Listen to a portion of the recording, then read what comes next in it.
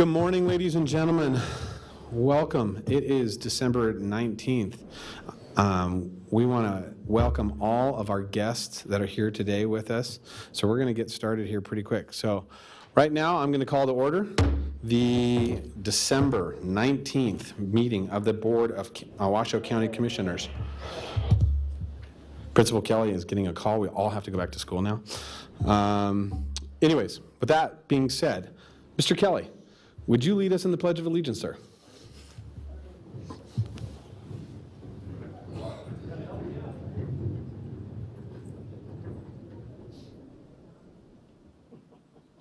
I'll start and then you guys go through. I pledge allegiance to the flag of the United States of America and to the republic for which it stands, one nation, under God, indivisible, with liberty and justice for all. Wow. Ladies and gentlemen of Glen, Duncan, I have said that many times this year and throughout this career here at Commission, but I have never been moved more than I just was. Thank you so much. That was awesome. Madam Clerk, can I get a roll call, please? Certainly, Mr. Chair. Bob Lucy, Chair. Here. Marcia Burke-Bigler, Vice Chair. Here. Kitty Jung is absent. Von Hartung. Present. Jeannie Herman. Here. County Manager John Slaughter. Present. Deputy District Attorney David Watts Vial. Here. I'm Nancy Parent, County Clerk. You have a quorum, Mr. Chair. Thank you, Madam Clerk. What I'd like to do is, our visitors here have brought us a gift today. They are going to present to us bring some holiday cheer to our commission chambers, and I'm very excited for that. So without further ado, I'm going to turn this over to Mr. Manager and ask for our presentation from the Glen Duncan. Mr. Chair, this is item 3. This is our Glen Duncan Elementary School Choir. We are very pleased today. We have a room full of second graders. Normally we have a little older students, but this year the fourth graders were involved in some other presentations, so these students have been preparing. I think they have a presentation later today as well at the school, so we're very happy to have them. So I'll turn it over to our music teacher to have the kids come on down. Welcome.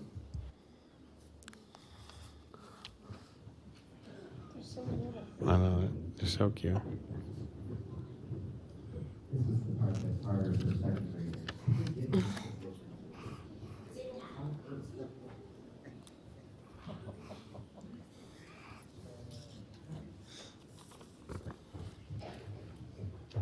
And ladies and gentlemen, for those that don't know, Glen Duncan is our partner school and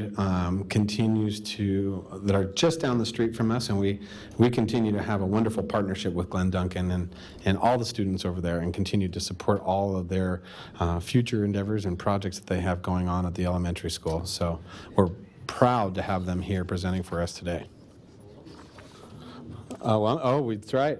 And Commissioner Burke-Bigler always likes to point this out every year, that she is an alumni of Glen Duncan Elementary School. So one day, one of you are going to grow up and sit right here. That's right. You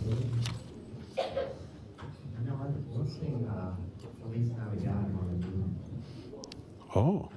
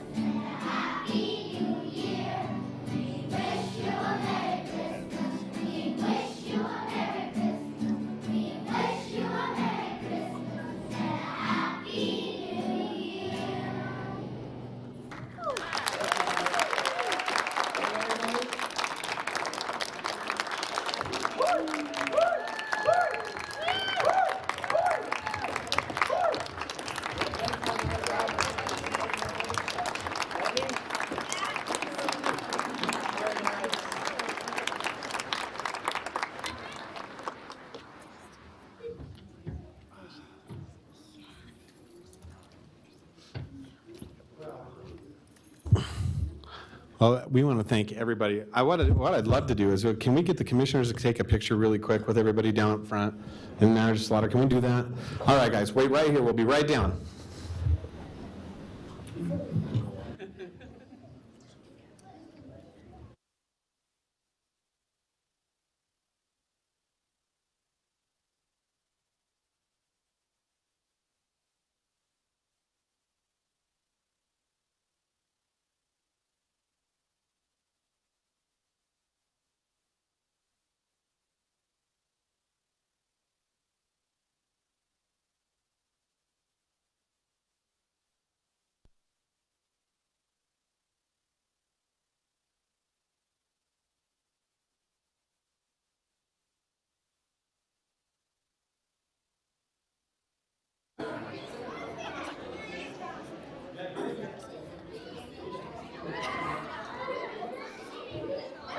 All right, guys, ready?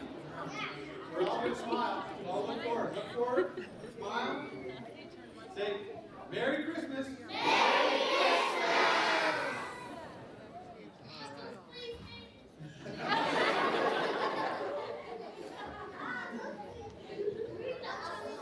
All right, guys. All right. Thank you so much. Good job.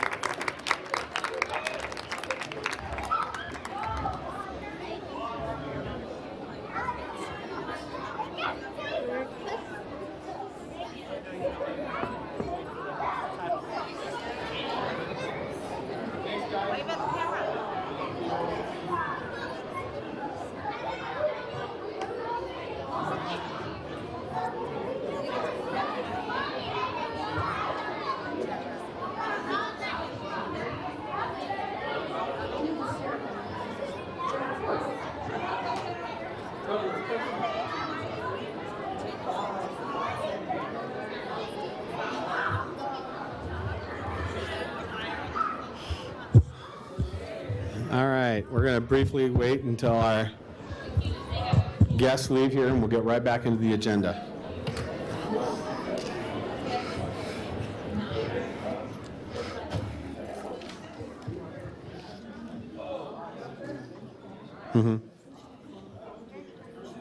Okay. Hey, do you want to do the donations today? Okay.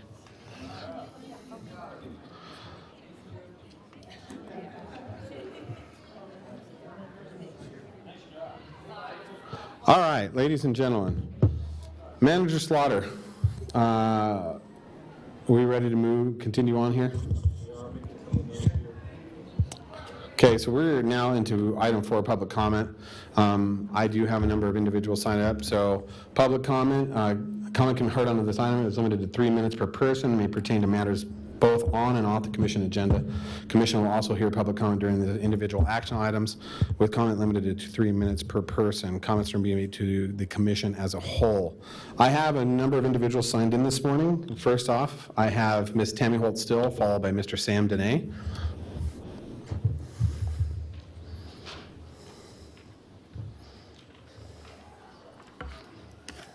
Good morning, Commissioners. Tammy Hold still, Lemon Valley Swan Lake Recovery Committee. The water's still there. I'm still here. Today, I'd like to do a Christmas story. It starts out in 2011 when the woman standing before you met a man, married him later, and moved to a county which she never thought she would ever live in for many reasons. One, it was too big and too dingy, too costly, too much California influence, felt and heard about the lack of responsibility through the government, bad air, and it outgrew its natural resources.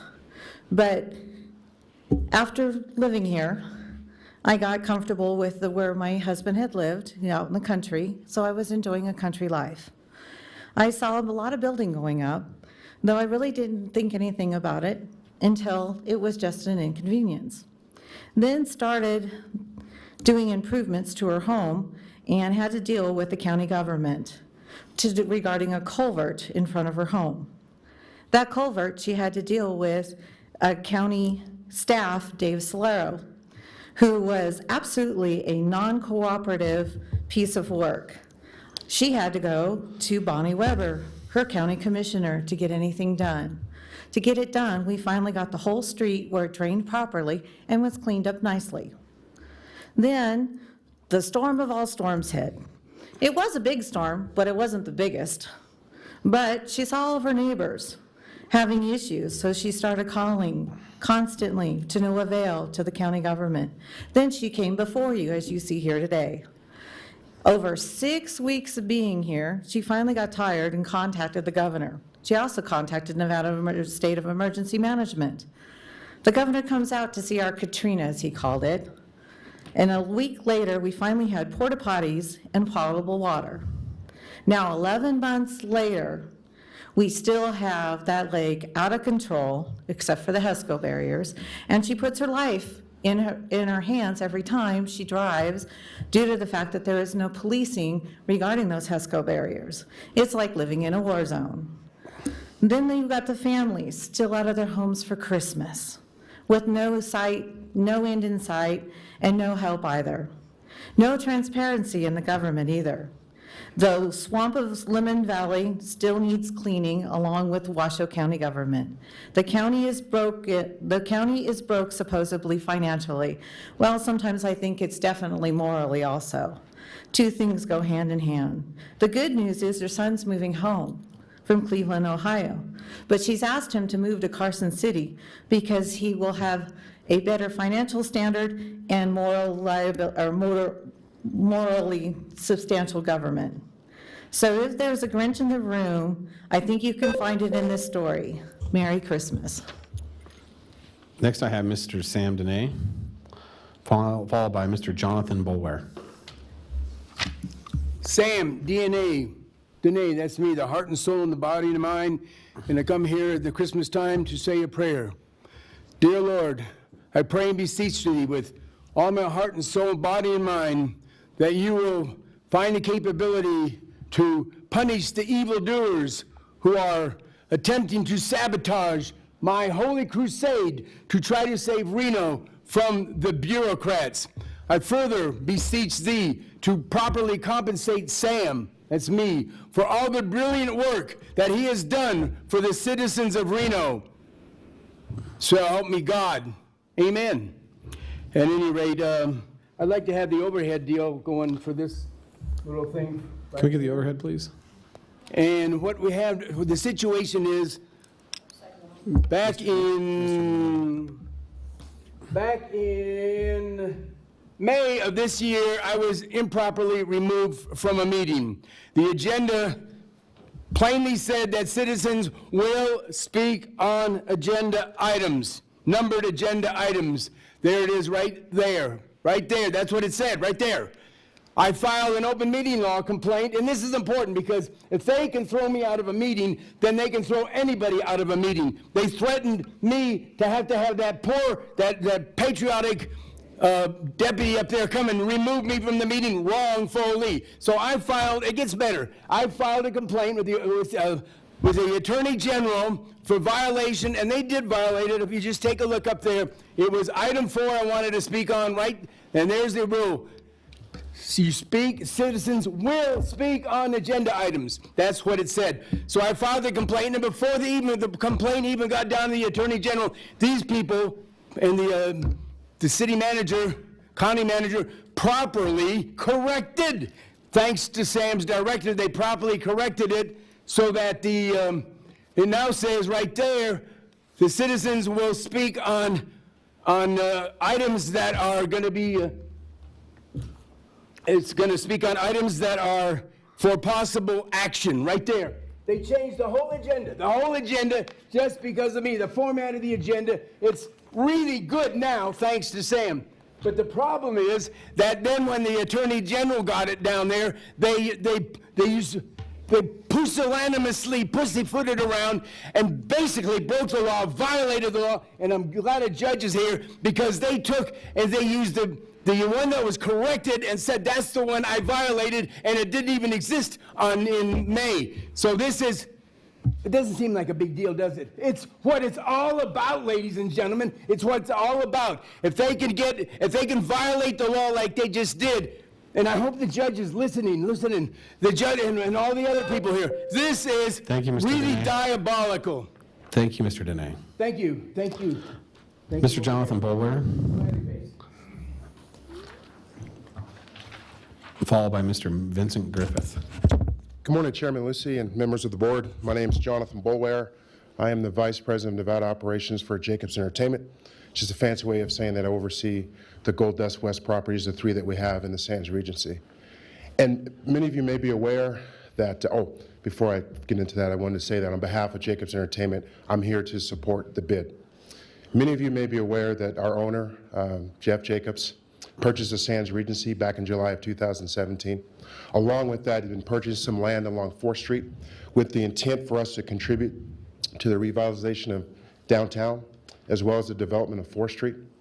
We are also committed to, as we move forward with our development plans for 4th Street, we are committed to creating a fun and safe environment for our overnight visitors and for our residents. And with that, again, that's why I'm here this morning to say we strongly support the bid and hope that you support as well. Thank you. Thank you, Mr. Boulware. Next, I have Mr. Vincent Griffith, followed by Mr. Tim Carter. Good morning. For the record, my name is Vincent Griffith. I'm with Reno Engineering, or owner of Reno Engineering Corporation. Address is 1 East 1st Street, office address. I'm here also to speak in support of the bid. We are owners of several properties downtown, and I wanted to echo what other people have said, and I ended up here second. I think there's some that have a lot more background in this, but here's what I'm here to say. From my perception as a business owner and owner of properties downtown, the city has done an outstanding job in hiring consultants that have done this for several communities. We've actually toured the Sacramento community, who have instituted a bid for several years, and just met with them, walked through their downtown, and got a real feel that this is a real positive step. So I'd like to speak in support of the bid, and I hope you guys, you, the board, are supportive of the efforts that the city has. Thank you very much. Thank you, Mr. Griffith. Next, I have Mr. Tim Carter, followed by Ms. Helen Lindholm.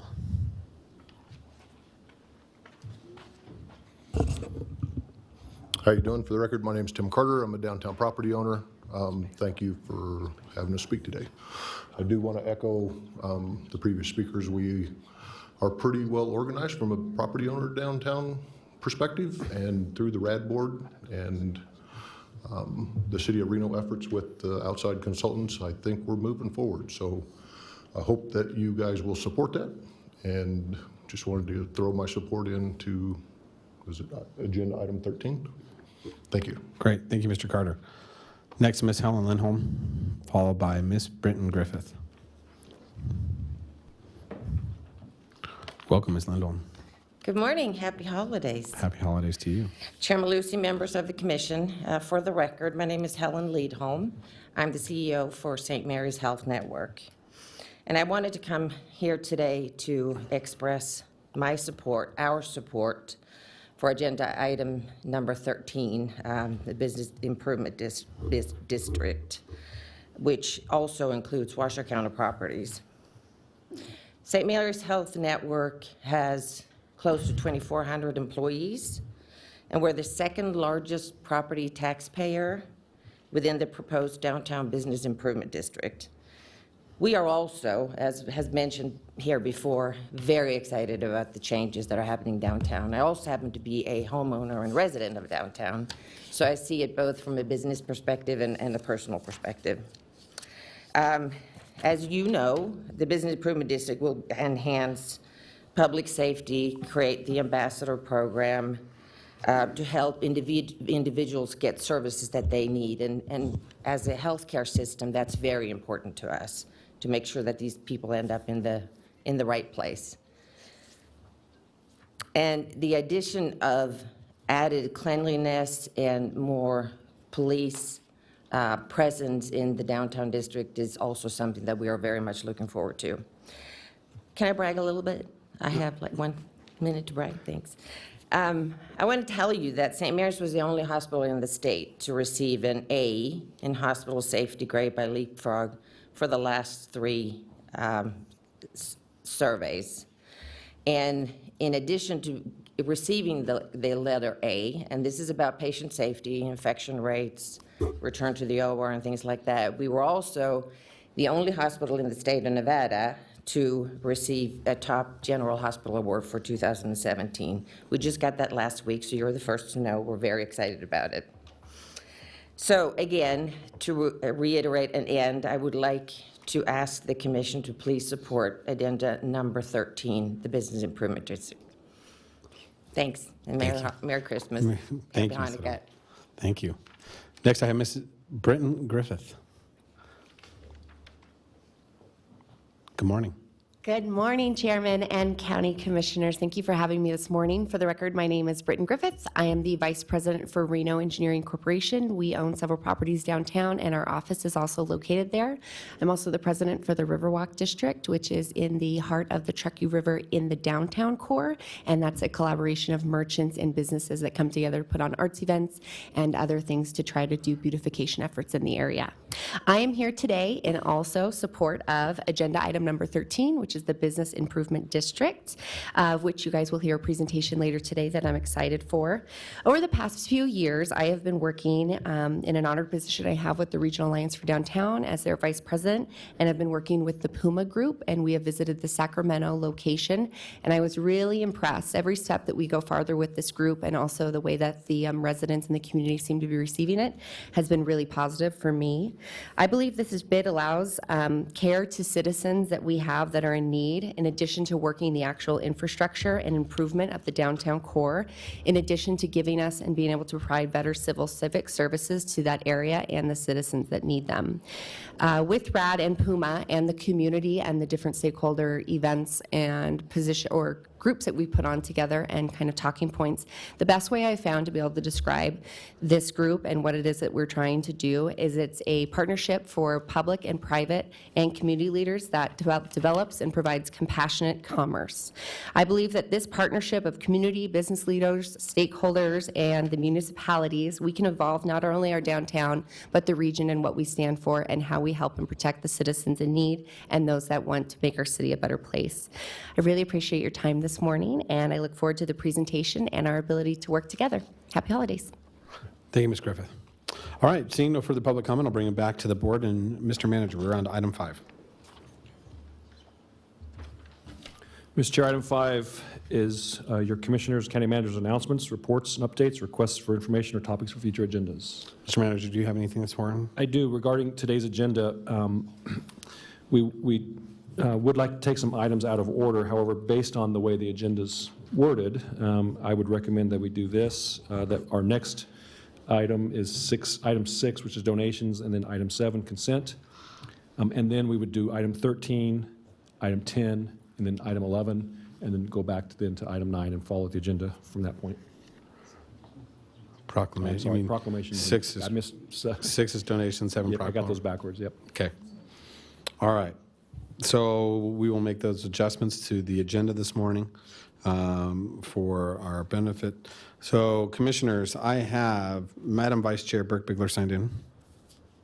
Thank you, Mr. Chair. I just wanted to, thank you, Mr. Chair. I just wanted to provide some information that came to my attention at the TRPA meeting last week.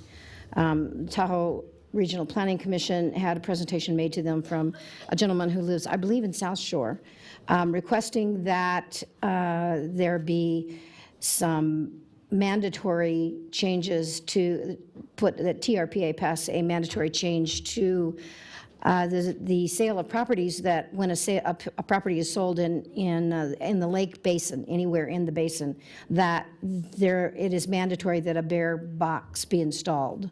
Not a bear-proof box, but an actual bear box that sits on a pedestal, and so a different type of relatively expensive item.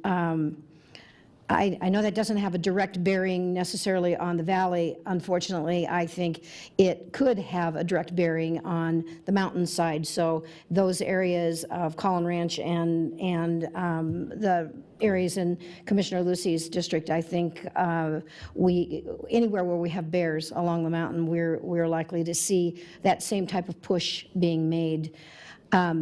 And so I think something we need to keep on our agenda. We need to watch it carefully. I don't support that concept, and I think it's something that we as a group who manage and maintain waste management projects should keep an eye on very closely.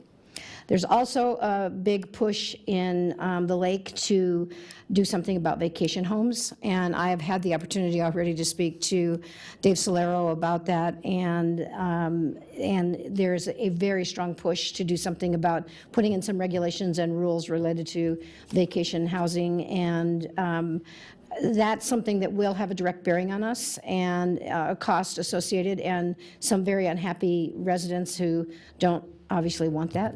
So I think, again, that's an issue that's going to come very quickly to our attention starting in January.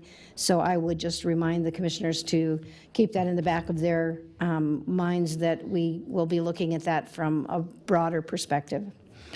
And thank you, that's all I have. Thank you, Madam Vice Chair. Commissioner Hartung. Thank you, Mr. Chairman. I first want to wish all of our employees throughout the county, regardless of what departments you're in, I want to wish you a very happy holiday, safe holiday, and I hope that that everyone is able to spend time with their family and just be where they want to be. I would also personally like to thank two members of our staff. I'd like to thank Mr. Dave Solero and Mr. Dwayne Smith for the yeoman's hard work that they put in this year in a number of places, not the least of which was Lemon Valley, and great help was given out there. We spent over $4 million in Lemon Valley, so it's a little disingenuous to say that no help was given. So I want to thank you, Dave, and I want to thank you, Dwayne, for all of the hard work. I know I've talked to you guys numerous times after hours. You never hesitate to call me back either late at night or early in the morning. And this is not to single you guys out amongst the other staff, because we have great staff, but you guys did a really great job this year, and I just want to thank you personally. Thank you, Mr. Chairman. Thank you, Commissioner Hartung. You know, I'd also like to notice that we have some prestigious members of our community and leaders within our community amongst us today. Newly elected Chief Judge, Mr. Scott Freeman, and Judge David Hardy are both with us today, both very strong members of our court system, and continue to do more than their fair share of work every day for the court system. So we want to thank you for being in attendance with us today. I'd like to also share the same sentiments of Commissioner Hartig. I wish all of our staff a very Merry Christmas and a wonderful New Year. I want to thank all of our first responders for the time that they will probably be spending away, for those that will be spending time away from their families this holiday season, to continue to keep our community safe. Many thanks that goes out to all of you that continue to put yourself first for the safety of our community before your family. So thank you very much for that. A couple comments to staff.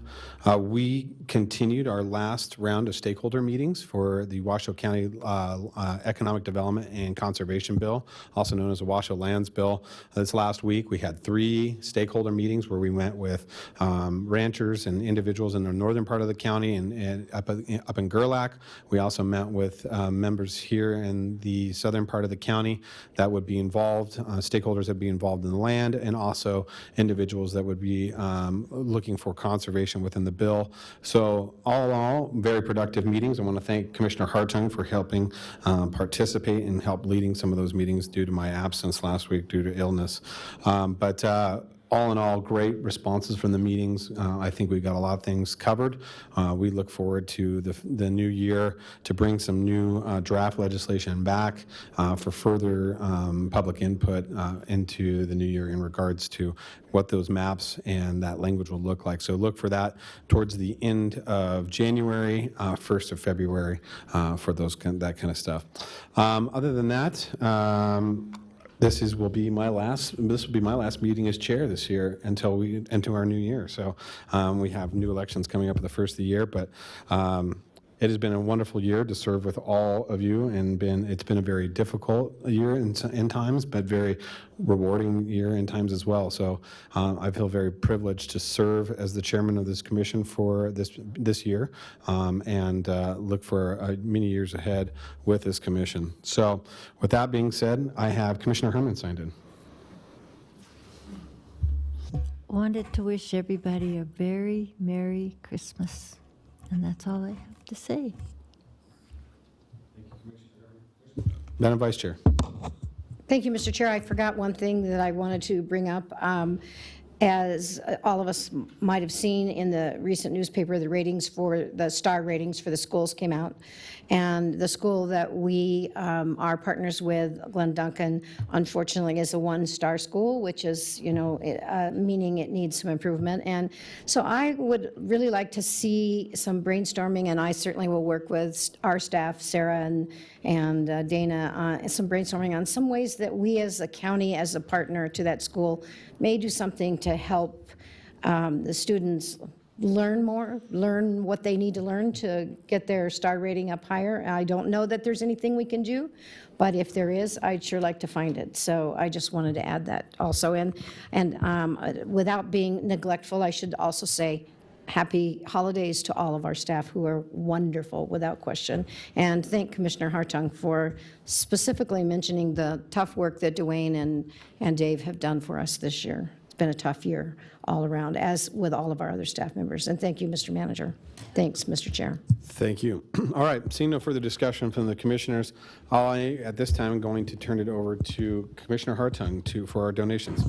Thank you, Mr. Chairman. I would like to draw your attention to item number 6. We would like to accept a monetary donation to the Washoe County Regional Animal Services in the amount of $7,319.88, retroactive from July 1st, 2017 to September 30th, 2017, to be used for the humane care and treatment of sick and/or injured stray and abandoned or risk animals received. And we express appreciation for these thoughtful contributions and direct the Comptroller's Office to make the appropriate budget amendments to animal services. Item 6B1 is accept a cash donation in the amount of $40,955.31 from the Wilbur May Foundation, restricted for the Wilbur May Museum and Arboretum, marketing, staff, travel, and training facility and improvements, and exhibit support.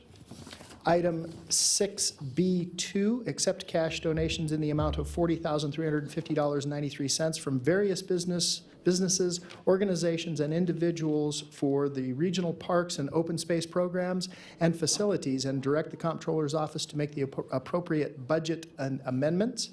And item 6C, accept donations totaling $5,125 from the Reno Running Company and citizen Robert and Diana Wellams, to the Washoe County K-9 unit to be used for the purchase of equipment and supplies, and if approved, authorize the Comptroller's Office to make the appropriate budget amendments. And I would make a motion to approve all of those donations and accept them graciously, Madam Chair.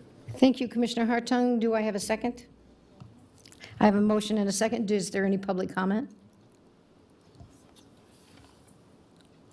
Yes, we have Kathy Brandhorst signed in. Ms. Brandhorst.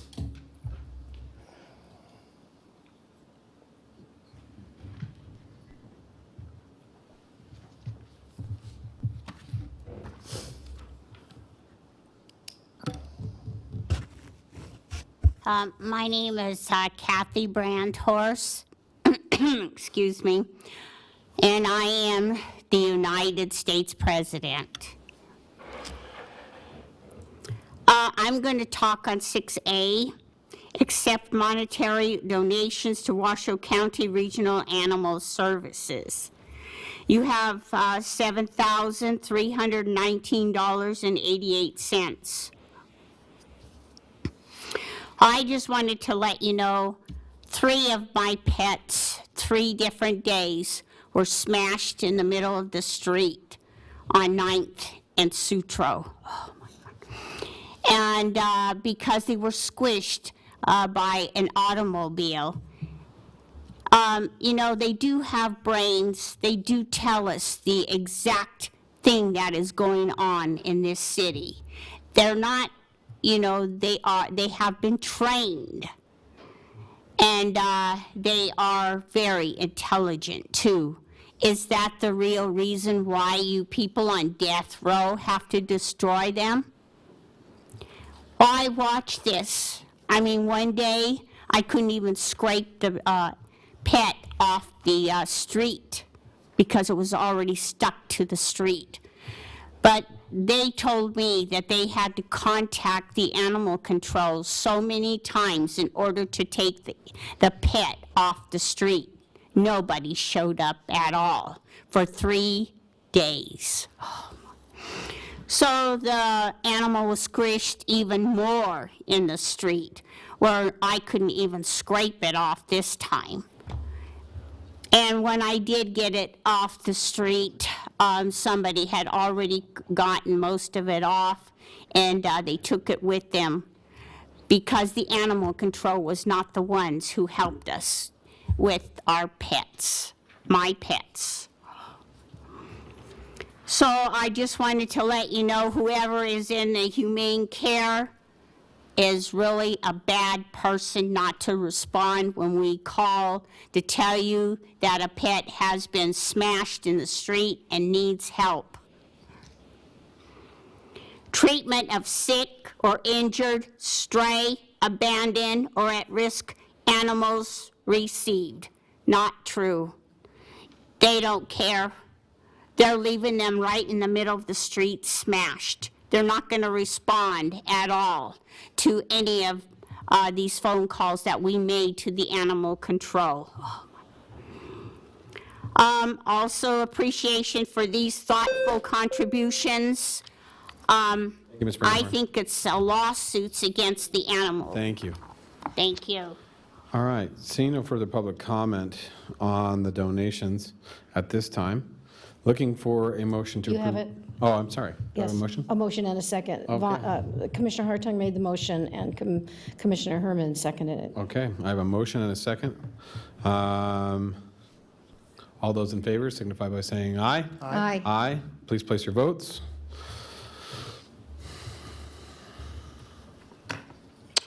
All right, motion carries unanimously with Commissioner Herman being absent at this time.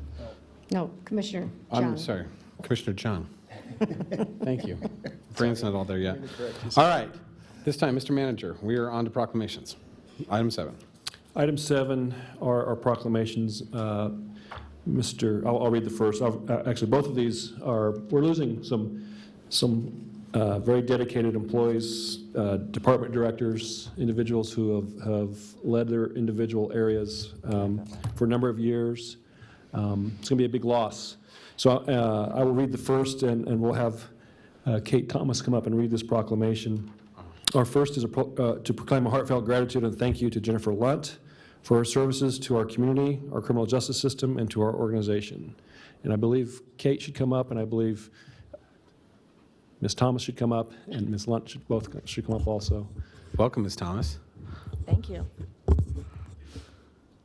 Thank you, Commissioners and Mr. Manager and present judges. It is my honor today to deliver a retirement certificate and read a proclamation for the illustrious Jennifer Lunt, who I've had the privilege of working with for the past 5 months. So, whereas Jennifer Lunt has been practicing law for more than 30 years, primarily as a defense lawyer, and whereas Jennifer Lunt dedicated more than 25 years of her career serving Washoe County constituents, both in the Public Defender's Office and most recently as the alternate public defender appointed by the Board of County Commissioners in 2007, and whereas during her career, Jennifer Lunt has served the community representing thousands of clients with charges ranging from misdemeanors to homicide and is death penalty qualified under the Nevada Supreme Court, and whereas Jennifer Lunt worked to draft the model court plan, implemented performance standards with the Supreme Court, was appointed chairman of the Indigent Defense Training Committee, and was invited to speak at the annual convention on indigent defense, to name just a few of her accomplishments.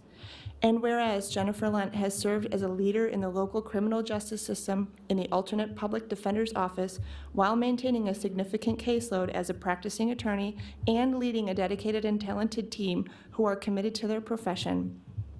And whereas Jennifer Lunt provides quality defense with a strong work ethic and demonstrates a positive work environment, and whereas after a long and successful career, Jennifer will begin the next chapter of her life and will be retiring from Washoe County to serve the community as a volunteer and enjoy retirement to the fullest, stating interest in learning Spanish, playing the piano, and travel. Now, therefore, the Washoe County Board of Commissioners does hereby proclaim our heartfelt gratitude and thank you to Jennifer Lunt for her service to our community, our criminal justice system, and to our organization.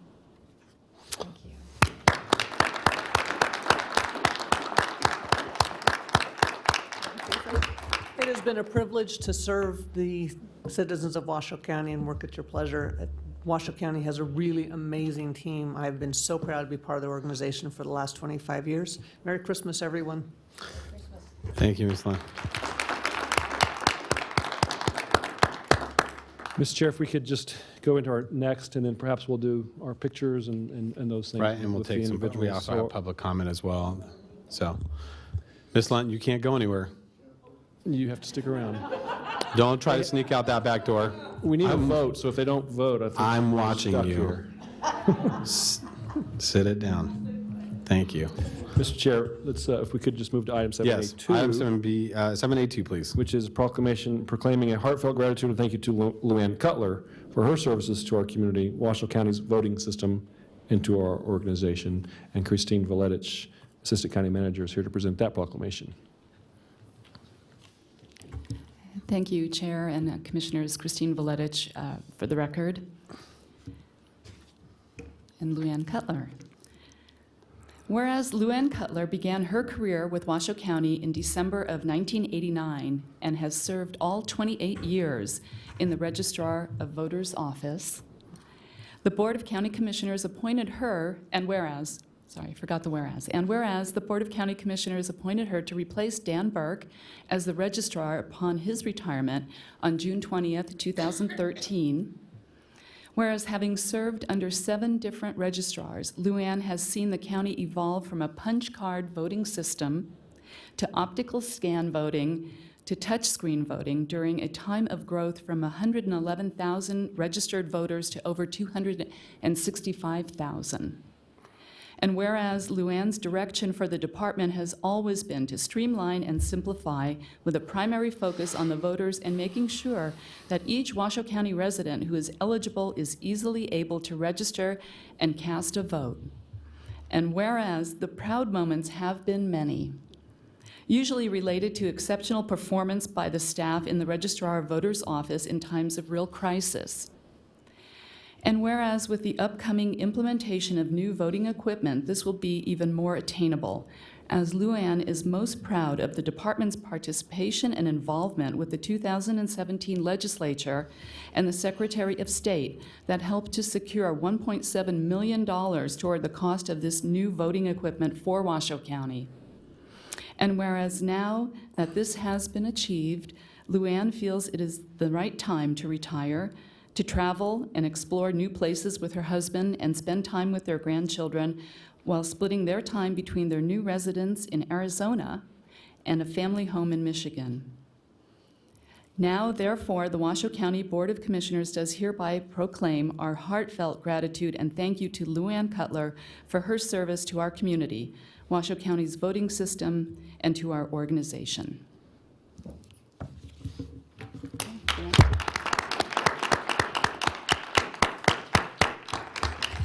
And I would also like to present you, LuAnn, with a formal certificate of retirement, which you requested, a very beautiful certificate. Thank you. Ms. Cutler. Thank you. Thank you. If you can humor me for just a moment, a little of the information I wanted to share with you is somewhat repetitive because I did not see the proclamation before I had written this. But I just wanted to say a couple of things. 28 years is a long time. Needless to say, voter registration processes and voting equipment requirements have changed numerous times during my tenure. I have worked under 7 different registrars and utilized 3 different voting systems. The 4th is about to be delivered.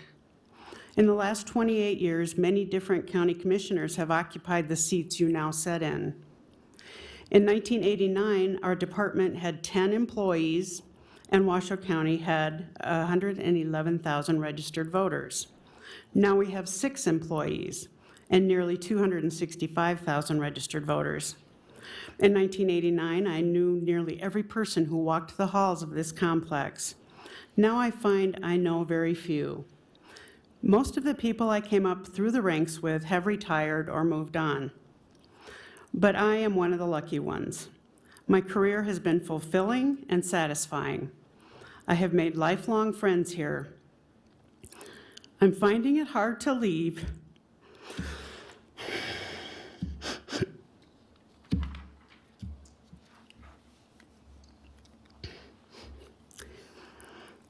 But I know the time is right. I am thankful for your support and for the support of those that came before you. The confidence that was placed in me when I was appointed registrar was humbling, but it also proved that working hard can really pay dividends. Talk on it. I'd like to thank County Manager John Slaughter and Assistant County Manager Christine Valetich for their unwavering support. I thank you all for the wisdom to appoint Deanna Spicula as my successor. It allows me to leave with peace of mind, assured that Washoe County elections will continue to be known for excellence. I told her not to make me do this because I knew I would cry. The list of those to thank is very long and not possible to review in this brief moment. I sincerely hope that they each know how much their assistance has been appreciated. And of course, I must thank the staff of the Registrar of Voters Office, both past and present. Over the last 28 years, a total of 21 people, in addition to the current staff, have worked in the Registrar of Voters Office with me. Our current staff, Deanna Spicula, Heather Carmen, Kate Salim, Sarah Warr, John Brown, as well as our IT specialist, Brian Takamoto, are the people who have kept the operation running smoothly while I've been registrar. Without them, I wouldn't be standing here before you today. I'll be moving out of state soon to be close to my grandchildren. But whether I'm in Arizona, Michigan, with Mickey Mouse, or under the sea scuba diving, I'll take with me the pride of having worked for an organization that truly cares about its citizens. Thank you, sorry. Thank you very much.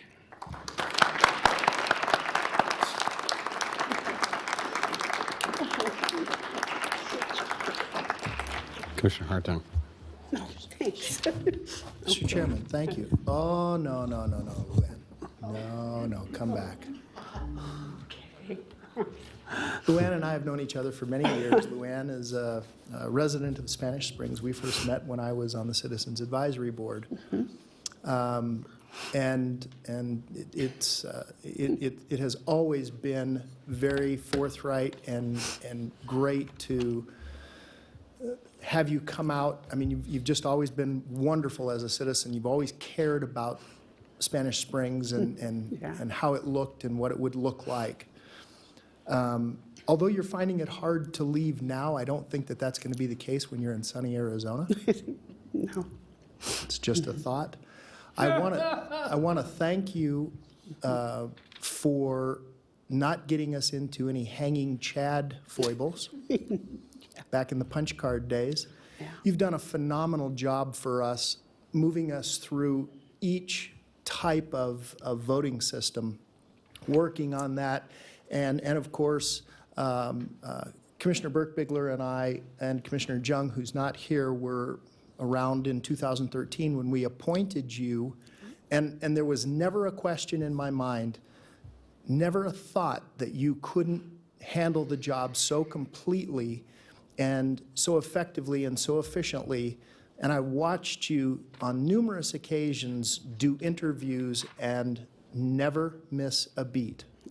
Always being able to answer every single question effectively, efficiently, and being able to say that the system was 100% fair. thank you so much for your service to us. And, Thank you. And I will dearly miss you, not only as our registrar, not a comment about Ms. Spicula, she'll do a great job, but I'll miss you also as my friend. Thank you. Oh, thank you very much. Thank you. Well, with those great words being said, and Ms. Cutler, we all owe you a great amount of gratitude for all the work you've put in for the time. Thank you. Because of your abilities to run an office as large and as important as that, it has been done flawlessly. But with that being said, congratulations. Thank you. Well, you know, you're going to enjoy retirement. I have no doubt about that, being close to your grandbabies. Yeah. But with that, let's have a family photo. Ms. Cutler, will you come down? Will Ms. Lunt, will you come down as well? Let's get all the staff and let's take a big family photo for the retirement. And the judges of course, the judges. Judge Freeman, this is part of your duties.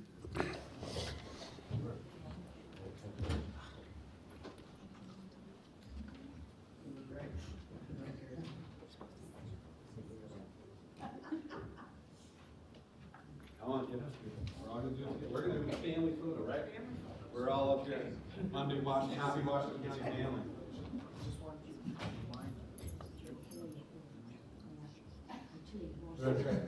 Chief, Judge Hardy. Maybe chin this side. Balance it out a little bit. I just want to stand next to you. All right, here we go. And 3, 2. One more. 3, 2. Good. Awesome. Thank you, ladies.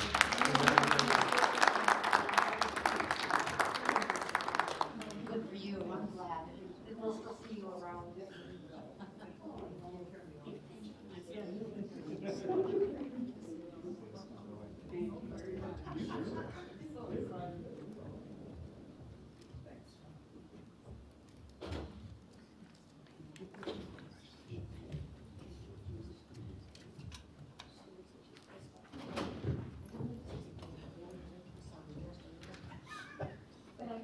I know. Tough.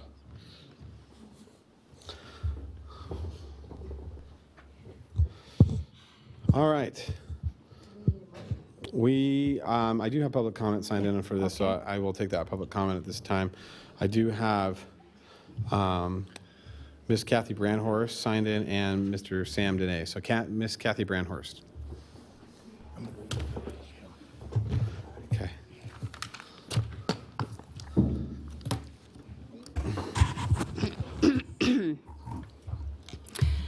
My name is Kathy Brandhorst, and I am the United States President. I'm just going to talk on the criminal justice system. It's really, really bad when it comes to destroy the person who needs to be destroyed.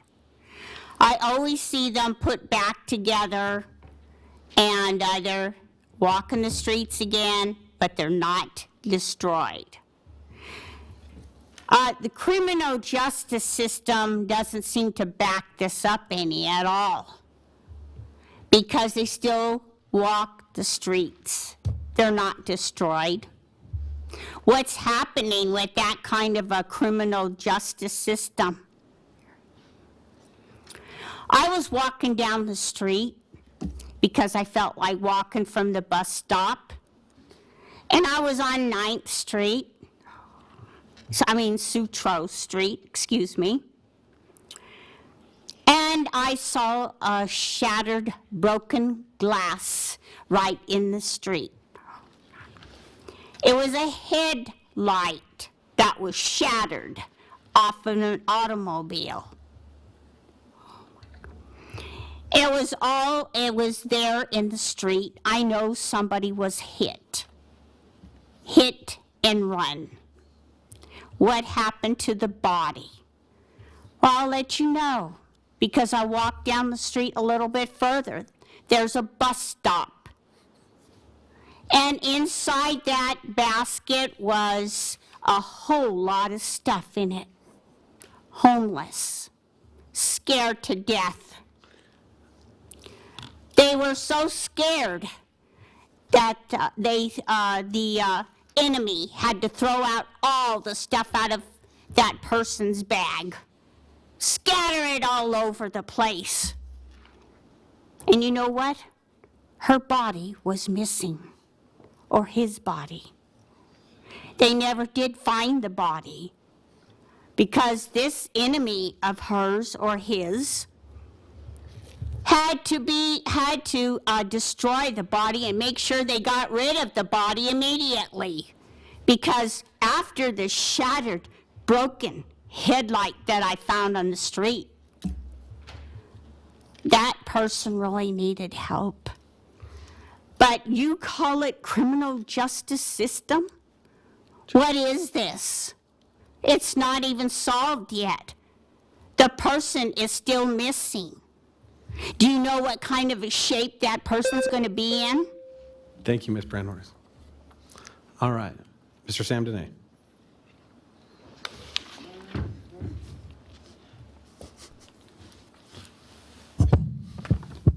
Sam Dene, the heart and soul and the body and mind of Reno government.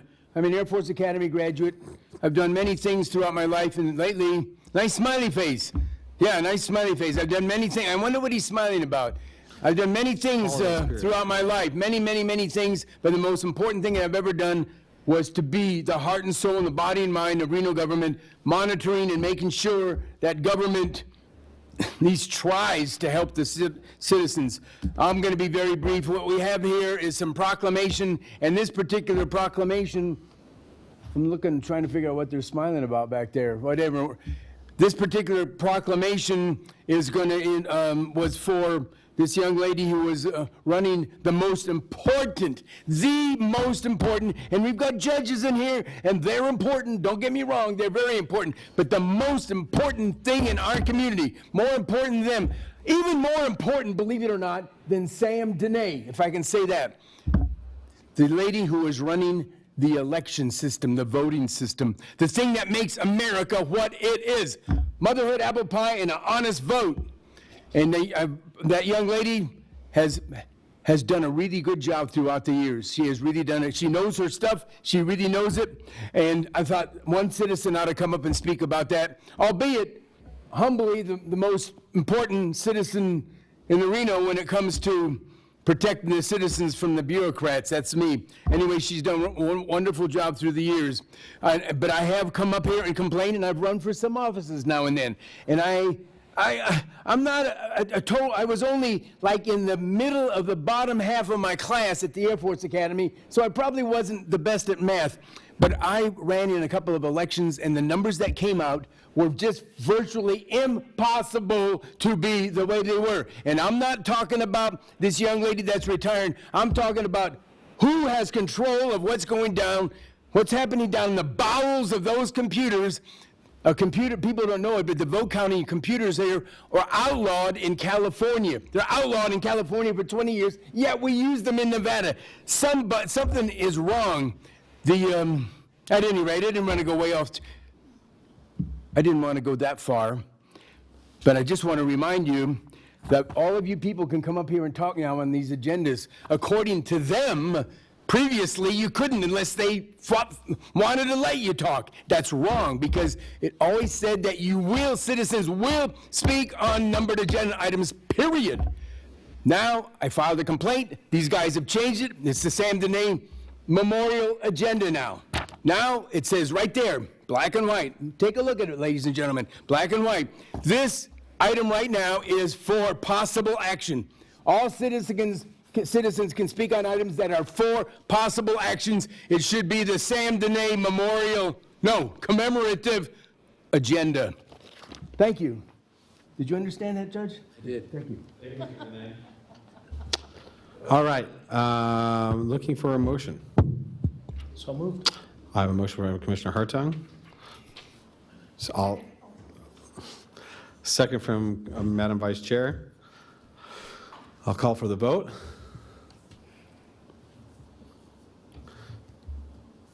All those in favor signify by saying aye. Aye. Aye, place your votes. All those opposed?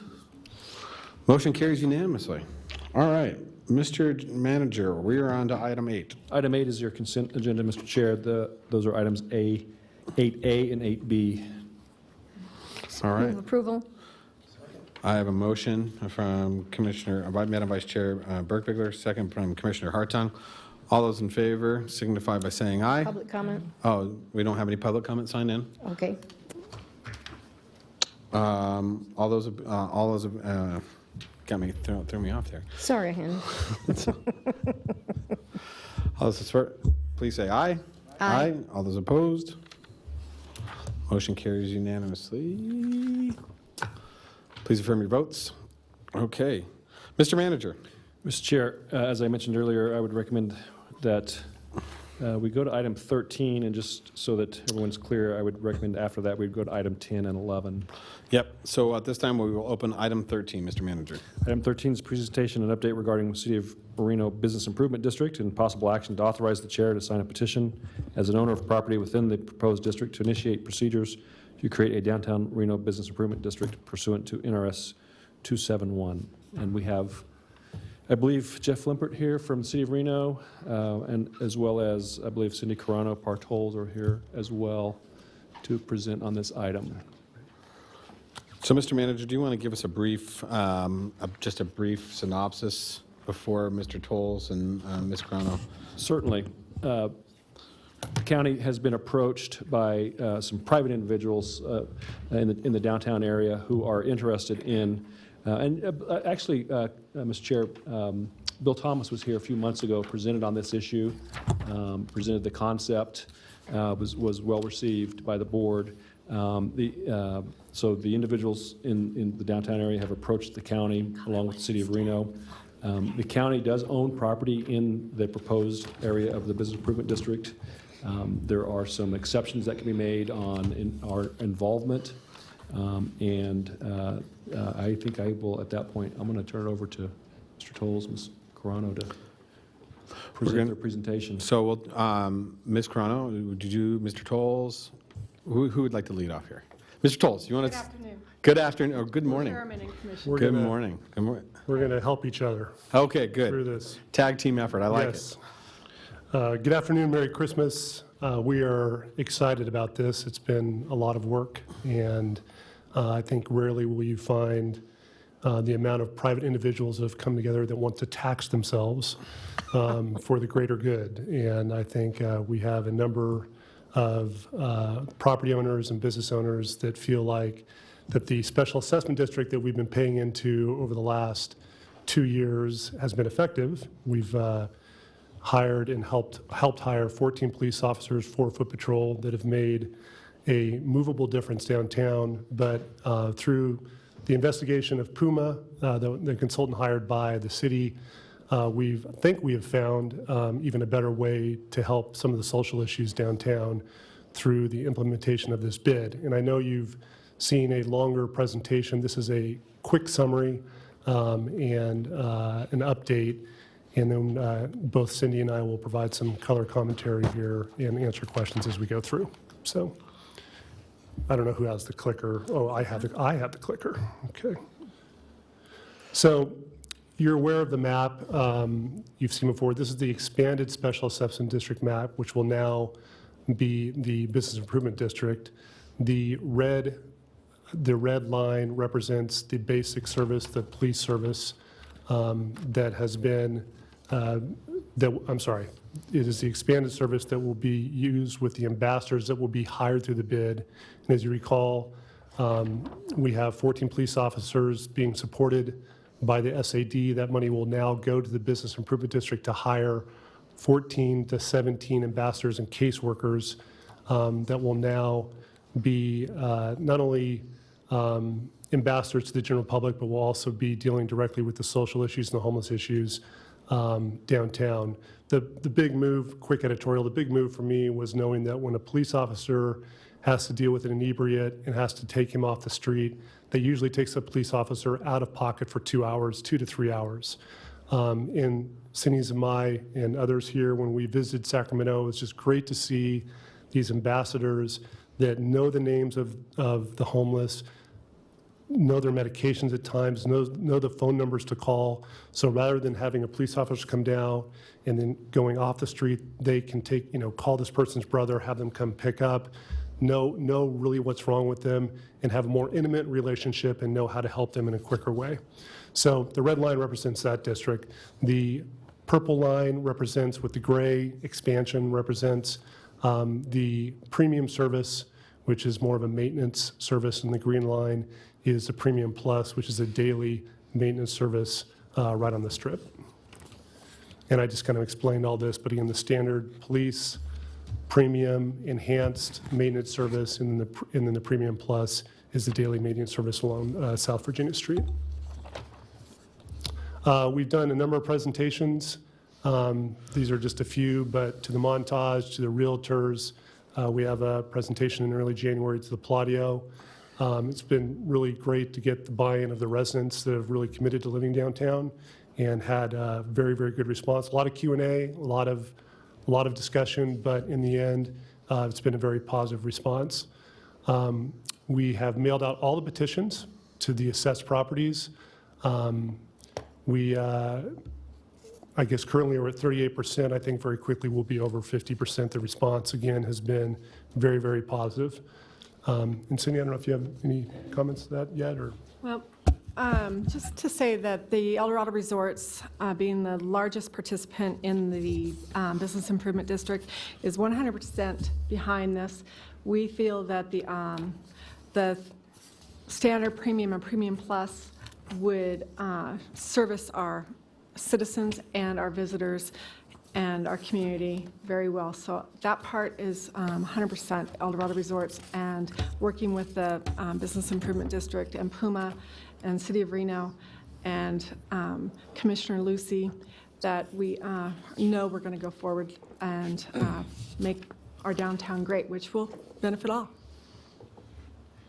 Yeah, it's special compliment to the Chronos. It's a big ticket. It's a lot of money they're putting into this, and it's been great to see the largest property owners, St. Mary's, the Tri-Resorts, Basin Street, and then really the Montage that will be, if you were to aggregate them, they would be the third largest owner, just how enthusiastic all of them are to participate here.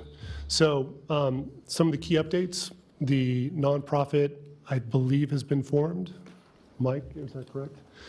Has been formed. The 15-member board is not been formed. We have a 7-person organization committee, which Cindy is chairing and I'm assisting. And we will be hiring, I think, or not appointing 1 or 2 more, selecting 1 or 2 more. The residents are applying, and we'll select 2 of those people to fill in the last 2 seats. And then that selection committee will then fill in the rest of the board seats, up to 15 people. Am I right on that? Yes, and the advisory committee. And then the advisory committee, help me there. Okay. The advisory committee, we feel that it's very important to our organization, would be they'd be non-voting, but they would have a representation in the RPD, RSCVA, the RTC, UNR, and I think most importantly is the Washoe County Human Services Department, because we know that we'll be working very closely with social services, and so they'll be working with us right in our advisory board. Ms. Corona? Yes, sir. One more time. RTC, RCVA, Human Services, what were the other 2 members of the? RPD, UNR. UNR and RPD. Okay, thank you. I'm going to ask Jeff from the city to step in here. Jeff's done an amazing job of organizing this whole process. The website's one of the best user-friendly websites that I've seen, being able to go on, see the property, see the assessment, and he's done the yeoman's work. But I want him to quickly just explain the top 10 here. Good afternoon, Commissioners. For the record, Jeff Limpert, City of Reno. So this slide here shows top 10 property owners by assessments. As stated before, El Dorado's the paying into the most. St. Mary's second. City of Reno is third at 162,000. Basin Street, and so on down the list. Washoe County is going to be number 9 on the list. Can you tell us who each one of these are? Basin Street, what are they? I can do that. Yep, Basin Street. Right. My previous employer, Basin Street Properties, is the largest office owner, Bank of America building, Wells Fargo building, Park Center Tower across from in the Marriott Hotel. or as I understand, how about real estate ventures? That's going to be Whitney Peak. Okay. And then Shaywin is Bank of America? Porsche Building. Yes. It's Porsche yes, Building. Yes. Museum Tower. And then Jacobs Entertainment is just the aggregate of all their various LLCs that we're aware of. So them taken together as a common owner. So that would be like Gold Dust West. Gold Dust I think that's West. what they mentioned earlier, right, right. And then a bunch of numerous properties Washoe along County, 4th Street. Nevada Land, Nevada Land is going to be ACES. that's the Aces, that's the ball field proper? Yes, it's the ball field plus the parking lots and any other additional properties that they might have in the general area. Do they own, does Nevada Land own the land underneath the stadium? Is that the way it works? Mr. Wattsfield? No. I'm sorry, Mr. Commissioner, what was that question? The land underneath the stadium, how does that work? Who owns that? I wasn't that involved with the agreement on that, so I'm not really comfortable giving you an answer to that. I don't know the answer. Okay. And Mr. Limpert, just to expand upon this list is just the short top 10 contributing members of the BID. The list is how long of truly petitions we've sent out, how many properties are included, will be included You have a in the total BID. of around 2,050 parcels. 2,050 parcels. Correct. All will have some sort of participation in the petitions for the BID, correct? Correct. Everybody has the opportunity to show their support by, sending back the petition. Okay, thank you. All right. I think, yes, I guess our city and stakeholders are asking that the county opt to pay their fair share. So part of this, while reviewing this, is asking for your support. We know this is an ask for additional monies to go here, but again, from what we've seen through our tours, through countless hours of discussion with Puma and really understanding what they've put together across cities across the country, I think personally this is the most important move that we will make this decade, and I am very confident that it will have an impact and a noticeable impact very quickly. So thank you for your time, and the three of us can answer any questions. Thank you, Mr. Tolles, Mr. Caron. All right, Commissioner Hartung. Thank you, Mr. Chairman. Before you leave, Mr. Tolles, and because we only have a short list, and I know the city of Reno and Washoe County, of course, are tax exempt. How many people are on the list that are nonprofits or that are tax exempt that you're asking to participate? Do we know? I'm going to have to defer. There's roughly 15, I want to say, that are nonprofits. That are nonprofits? Correct. How will that affect them? I mean, while this is a great thing, and I understand completely, I'm very supportive of it, I mean, that's, when you're a nonprofit, I mean, you're struggling to, the Eddy House, I know my wife and I have bought, snack bars because that's how much need they have. They don't have enough money to buy their own snack bars. How will this affect? Right. I mean, they are being assessed as well under this model, and the owner of the property. So I'm not sure if they're, if they own the underlying property, but obviously that could be passed through to them. They are getting the 50% discount that all, public agencies are receiving. So that was one thing that we were trying to do to help, reduce that burden on that property owner. But, as the model exists, they are going to be asked to pay a portion of the assessment. Okay, so all the nonprofits would be just 50% of what the assessment would be? correct. Okay, all right, thank you. I'm sorry, that was a little unclear there. Yes, Yeah, as all public as agencies. will the city and the county be 50%. Yeah, no, I understand. And university as well. Okay. Thank you, Mr. Chairman.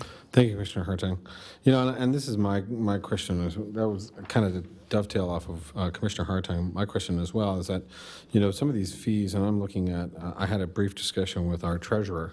I have some challenges with the nonprofit discussion because even though it's 50%, for example, Nevada Museum of Art could expect up to $14,000 in additional fees that they have never paid before due to their nonprofit status. There are a number of museums on here. There are churches, a number of churches. There are a number of services that help with whether it's Catholic Charities or Reno Sparks Gospel Mission, Housing Authority. They do a number of things for our indigent services already, and trying to help the situation, yet we're going to tax them through this. So it would be my recommendation, even though I know we have done some of the foundation of the initial bylaws of this, is that we look at this very, because here's my problem. You impose a new bid, a new tax, where most of us have or the ability to pay these, but as Commissioner Hartung pointed out, most of these nonprofits have very limited. They're break even at best, and some years they fall short. But we're going to impose a tax on them that if they go delinquent or have any challenges, it would be of the treasurer's under NRS to seize that property and sell that property through tax sale due to delinquent taxes. The last thing I want to do is be selling a property from the Reno Sparks Gospel Mission or Catholic Charities out from underneath individuals that they're already serving because we're trying to benefit. So it would be my recommendation, even at 50%, may be too hefty for some of these individuals, so that we look for some other opportunities to either pay or cover these taxes for these individuals, because to the tune of $52,000 a year are the taxes outstanding for these nonprofits, the 17 that I have identified within the bid. And so it's about $52,000. So it would be my recommendation that we start looking for opportunities to help these individuals, because like I said, the last thing I want to do is have the treasurer have to put on to the tax roll for auction and sale of property that is already helping the community. Thank you, Chairman. Today, we're working on the county's participation and the resolution for that, but taking under your advisement, and we had heard from the treasurer as well, that I think that our group, our organizational committee, and eventually our board will definitely work towards the nonprofit issue, work with them to figure out what is a workable solution with this. Okay. So thank you for your comments there. Great, thank you. Appreciate that. Thank you. Commissioner Hartung. Thank you, Mr. Chairman. I'm going to propose something at this time. It'll probably have to come back, but I would challenge the city of Reno. It's $52,000 a year.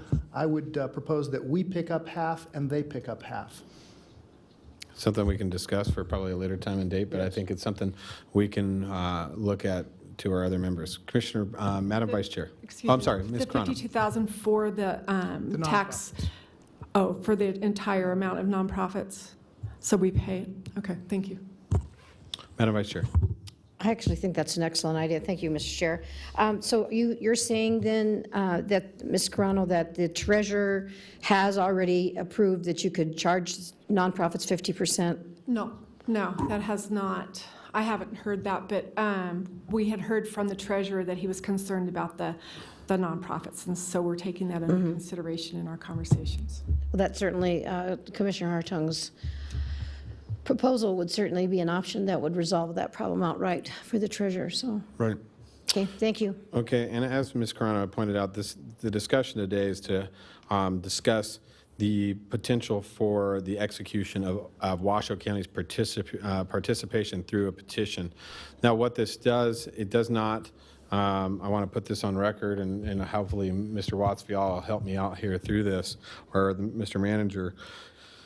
The signing of this petition would allow us to participate in the process and help in the formation of the bid and continue the process of the 15-member board and show forth. But this does not obligate us to certain challenges as we continue to develop the BID and what that framework is. If there are changes, how our opportunity would exist within the BID. Is that correct, Mr. Wattsfield? Yes, Mr. Chair. Excuse me. It is. If you give me half a second here. Under NRS 271. So 271.040 says that the county is one of the entities that well, I'll read it to you. Assessable property means the tracts of land specially benefited by any project, the cost of which is wholly or partly defrayed by the municipality by the levy of assessments except, and then subsection 2 is any tract owned by the municipality unless the governing body of the municipality adopts a resolution finding that the tract is specially benefited by the project. So today, what you're voting on is whether or not to sign the petition and initiate the process, and then at a point in the future, you'll have to come forward with a resolution essentially opting in. Thank you. All right, Commissioner Hartung. Thank you, Mr. Chairman. And I'm very supportive of this. I think that this is an innovative way to deal with some of the issues that are downtown. We know what it costs. They referenced earlier, Mr. Tolles, I believe, referenced earlier the issue of taking a police officer off the street for a certain period of time. I would respectfully tell you that does not even come close to comparing to how much time we spend in the detention facility to deal with that patient person also with medical issues and et cetera. So I mean, I'm very supportive to try to keep people out of the system as best as possible. I, of course, and I know Commissioner Lucy and I have had this conversation, and I know how supportive he is of these programs.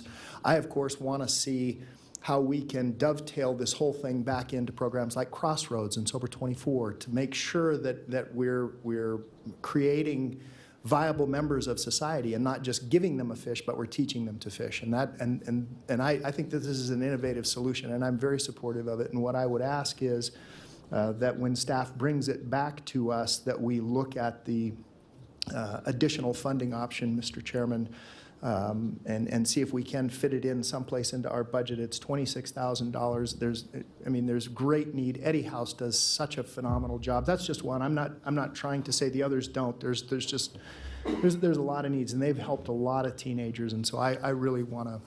I think that this is a great program to support. Thank you, sir. Thank you, Mr. Hartung. You know, and Commissioner Harting's right. I have been an absolute champion. I think this is the smartest thing. Mayor Sheevy and I have had this discussion for nearly 2 years now in regards to, and this is obviously this is also a progression from the Blue Ribbon Committee, which both Mr. Tolles and Ms. Corona have been active members of from the very onset. This is going to be one of those things that will, if done right and participated wholly by all the participants, we will see a dramatic change in our downtown. And I continue to say this all time and time again. Our downtown corridor is our front door to our community. It's the first thing people see when they come there. It's one thing they go expect to recreate and tour for tourism standpoint. This is continuously a viable and area that just needs help. But we can't just throw police force at it. We've got to throw programming at it, and programming is essential, and that's where the county will come in as a unique partner to this situation, because it is the county's ability to provide those human services, and through that we can continue to elevate the type of response that we have within that corridor. And so I look forward to it. But you know, the Eddie House is a good example. Eddie House is located within the business improvement district, but is just merely a tenant of a building. How would that correlate with their owner in regards to this is just a list of properties that I can see that nonprofits own. There may be other nonprofits out there that don't have, so we want to look at that. So I think this is a great start. We're moving in the right direction. I'm very excited to move in the right direction, and I think the county is excited to be a partner, at least from my standpoint, a partner in this, because we want to continue to help and solve the problem versus sweep it away in one direction or another. We really want to try to address this. So going forward, I think this is going to be a phenomenal thing. Just so we continue to put this on the record that we want to make sure that everything. I don't want to serve something that's not fully ready, that's not fully cooked. And I feel that we have a lot of work still to do in regards to how we do the formation and how we move forward. So with that, I'm going to turn this over to Manager Slaughter. Mr. Chair, I just wanted to mention that if the board does decide to go forward today, staff's prepared with the resolution that council mentioned, that we could bring that back to you on the 9th of January. I know there's lots of deadlines that this process is looking at, so we're prepared to do that. And then I also just wanted to mention, in your agenda packet, there is a letter of support from the downtown property owners. At the very last page of that is the actual document that you're being asked to give the chair the authority to sign today, which is the petition document. Great. Thank you, Mr. Slaughter. Commissioner Hartung. Thank you, Mr. Chairman. I have one more caveat. This has nothing to do with you. This has to do more with my board. Once we go through the proof of concept and we get sort of the kinks worked out, if the city of Sparks comes forward with a similar request, I would hope that we would be as supportive to the city of Sparks for the same type of issue. Thank you. Thank you. All right. Thank you, Mr. Cronin, Mr. Tolles, Mr. Limpert. Thank you for all your information, and we appreciate your support on this. Congratulations with all your work. Thank you. Madam Chair and Mr. Vice Chair. Happy holidays to you. Happy holidays. All right. I have public comment signed in on this, so Mr. Sam Dene. Sam, DNA, the heart and soul and the body and mind of Reno government. Right off the bat, I'm speaking in favor of this. People wonder why is anybody else going to come up and speak in favor of it? I'm the only one. I'm speaking for 400,000 people, ladies and gentlemen. Nobody else is coming down to talk about this, so ergo, we've got a judge here. He knows. King Solomon would say one person spoke in favor of it. That person was a driving force to get this thing through, and I've got my old $100 bill, freight $100 bill right here. Anybody who's worried about this situation, I'm betting that these people will do the honest thing and approve this situation. What do we have? What we have here, by the way, is a 4 possible action item. A 4 possible action item. Before Sam arrived on the scene, you didn't know if they were going to have 4 possible. They're just sitting up there like maybe a bunch of dunces, not doing anything that was possible action. Here, this is going to be a possible action now. It didn't used to say that. Now the Attorney General down there doesn't even know what's going on. He had to come on down here and watch one of these meetings and see what it's really like. At any rate, I'm in favor of this thing. A motherhood apple pie and downtown improvement district. How do you speak against it? My good lordy me. I would go on, and I do notice though, and I'm not speaking against that, but I notice on most of these boards that you see up there, if you look at them, I'm not trying to be negative, but they're the usual suspects that you see on all of these boards and commissions. If you took a look at it, 90% of these boards and commissions, now he's smiley face back there saying, yeah, nothing against it. A lot of them are really good people and smart, but it just seems like the same old people are on so many of these boards. Not that I'm volunteering to be on one, by the way, unless you really, really want me. And I don't know if you can afford me at any rate. One of the things that you should do that you've got all these little people, not little people wandering around, going to be seeing what's going on, helping the downtrodden and the homeless and whatever. What you really should have, I suggest that it's as the idea man, you should have an ambassador for this district, an ambassador. And now I'll tell you who would be the greatest ambassador in the history of Reno. The judge is smiling. He's a good, I wish he'd come to more meetings. He's inspiring me. At any rate, nice smiley face. But anyway, I can't fathom, 23 years I've been doing this. I'm relatively extemporaneous and enjoyable, sometimes a curmudgeon, but most of the time I'm very extemporaneous and knowledgeable. And I do have Reno in my heart right here for all these years. And you would think that somebody would say, hey, Sam, you might make a good ambassador. Instead, you take these guys like Sam, living proof you can't make a man out of a mouse shad, and he's your ambassador. I've got more spunk in my baby finger than he has in his whole body. Thank you, Mr. Dene. Nothing against that, Sam. Thank you, Mr. Dene. Thank you. Thank you for thanking me. Smiley face. All right.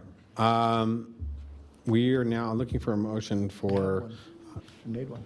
Oh, I have a motion from Commissioner Hartung. Mr. Chairman. Second from Madam Vice Chair. I would make a motion to authorize the chair to sign the petition as an owner of the property, and also to bring back to us whatever's necessary to cover 50% of the other property owners, the 501c3 property owners. And I would also note, sir, that we had Mr. Boulware, Mr. Griffith, Mr. Carter, Ms. Lindholm, Ms. Griffith, all made comments as well, Mr. Dene. in affirmation for this. Yes. Just saying. You know, and I want to make one other comment really quick before we take a vote on this for further discussion. You know, Washoe County remains committed to downtown Reno and to our area. We've spent almost $6.1 million just in 2017, and the year is not over, in different services through Crossroads, the Child Advocacy Center, support of the VOA, Sober 24, $6 million has been put into the city of Reno and the downtown corridor for human services through the county. And we will stay committed as a partner within that, and we will stay a funding partner because we believe, and so there's never been a discussion that we were not at the table, never willing to be at the table. We've always been there, and we will continue to do this not only for the city of Reno, but also for the city of Sparks when we were asked.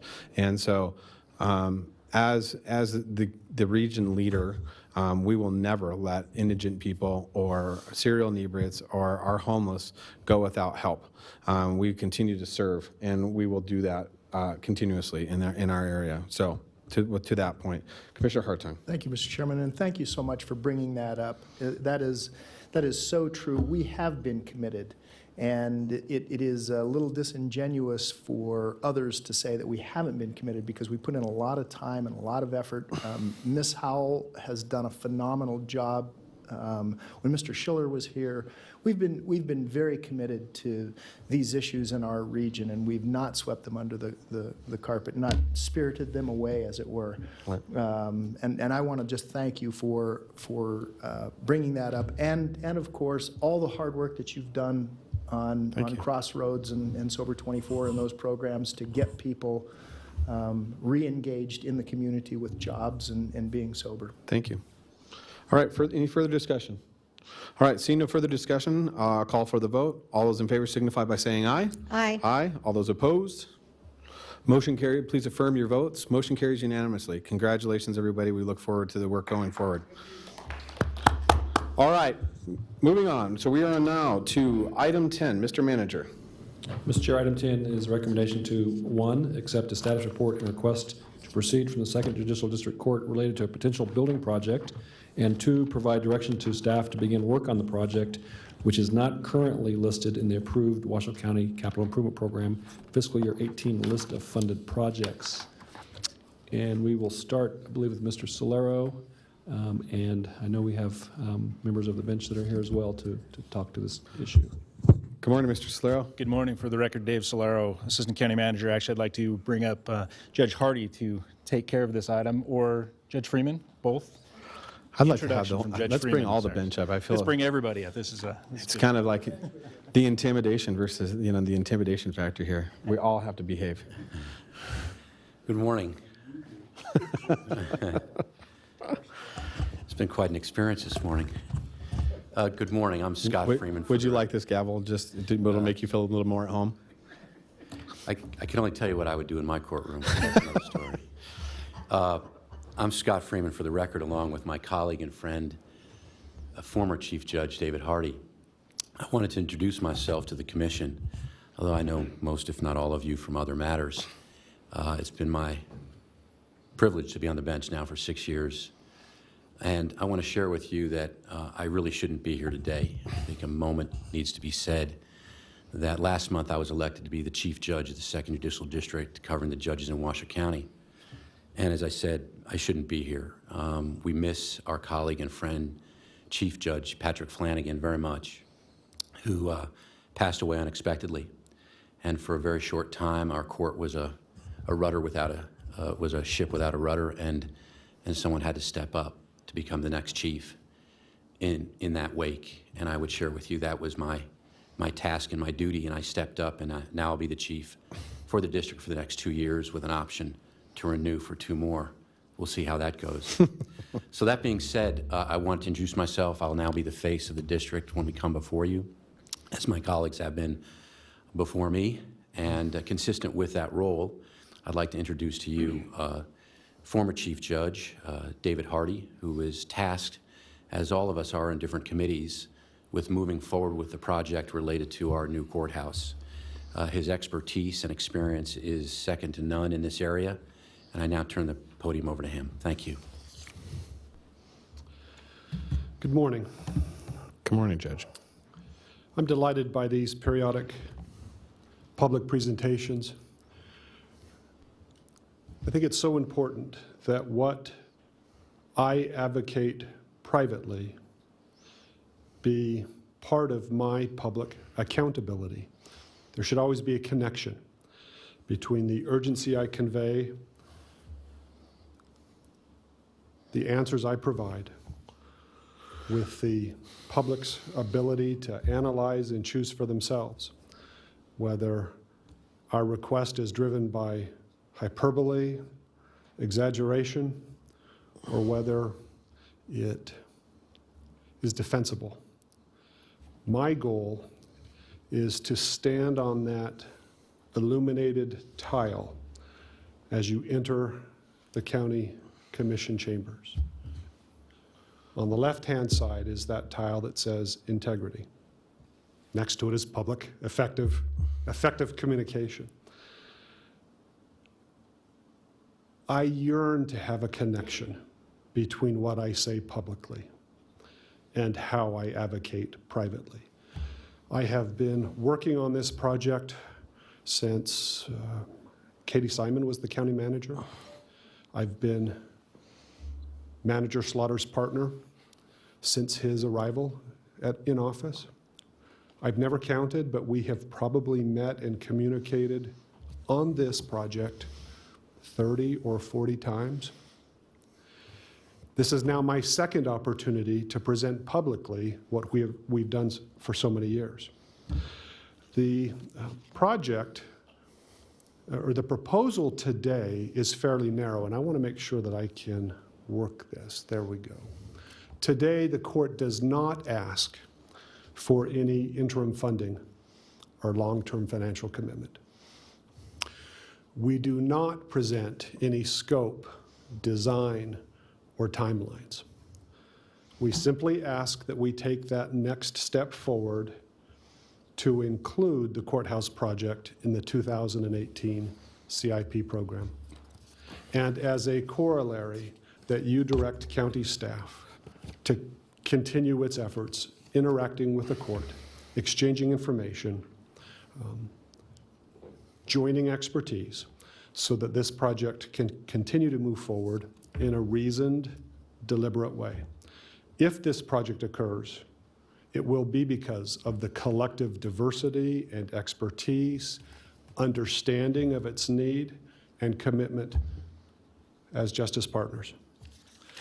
So a quick status of what we've done in the past year, members of the commission. Again, to frame the location, let me tell you what you've heard, sharing also with the public who stands behind me.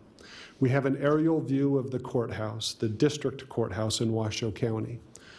On the public's right, your right as well, but looking in a different direction, is, in fact,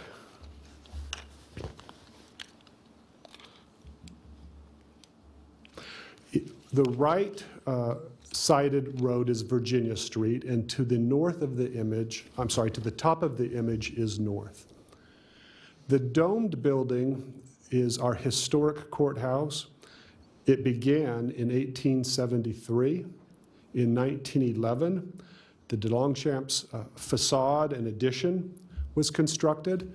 That is the domed portion. In the middle of the complex is the 1940s addition. And then as we move to the left is the 1960s addition. So we have 4 different construction times spanning 90 years.